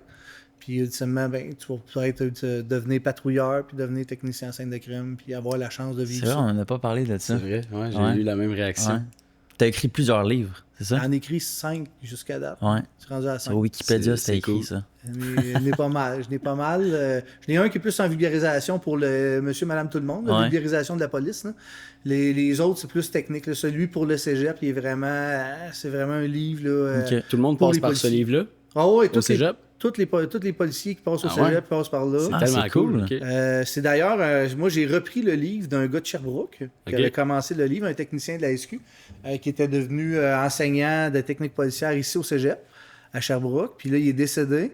Fait que sa fille est venue me voir, puis moi puis mon partner, on a repris le livre. Fait qu'on a continué à le faire évoluer dans le temps. Wow. Et puis, C'est un livre super complet, là, il est super bien fait. C'est vraiment plus visé sur l'aspect technique du travail? Oui, l'aspect technique là, d'intervention sur une scène de crime. Fait que si je prends ça, je donne ça à un patrouilleur, là, il y a tout ce qu'il faut pour protéger une scène de crime. Ok. Qu'est-ce qu'il faut que tu fasses? Fait qu'il y a quand même un bon 500 quelque part. Là. J'imagine, oui. Mais il y a du stock, là. Puis là, comment faire pour détecter est-ce que c'est une mort évidente ou pas? Faut-tu que je protège la scène ou pas? Par où faut que je passe? C'est quoi l'ordre des séquences à faire? Puis... Fait que... Ouais, c'est vraiment cool. C'est cool, c'est très Ben, cool. c'est une passion, j'aime ça. Ben, c'est super cool, Alexandre. On a vraiment une belle discussion. On a eu du fun. Ben, moi, Ouais. j'ai aimé ça, en tout cas, les gars, vraiment, c'est super cool. vraiment. Ouais. Si tu as une dernière chose à dire aux gens qui nous écoutent, c'est ta dernière, ton dernier moment C'est de un gloire. prochain livre. Dernier tu peux moment. plugger Il n'y a quelque pas de chose? prochain livre à venir pour l'instant, mais je dirais, faites pas de crime. Ouais. On n'a pas besoin de plus. Même si c'est plus moi qui ai fait, là, ceux qui en font, ils en voient déjà bien en masse. On n'a pas besoin d'en avoir. Fait que si on peut éviter ça le plus possible. Surtout les personnes vulnérables. Ouais. That's it. Belle morale. That's it. Merci beaucoup. Merci d'être venu, C'est très Alexandre. Merci. On wrap up. Si vous êtes rendu jusqu'ici dans la vidéo, merci beaucoup pour votre écoute. N'hésitez pas à liker, commenter et partager la vidéo. N'hésitez pas à vous abonner aussi et laissez-nous savoir ce que vous avez pensé de l'épisode d'aujourd'hui. Et on se dit à la prochaine fois. Wrap up. Wrap up. Ça a été compliqué. Appelez Dylan Beauregard.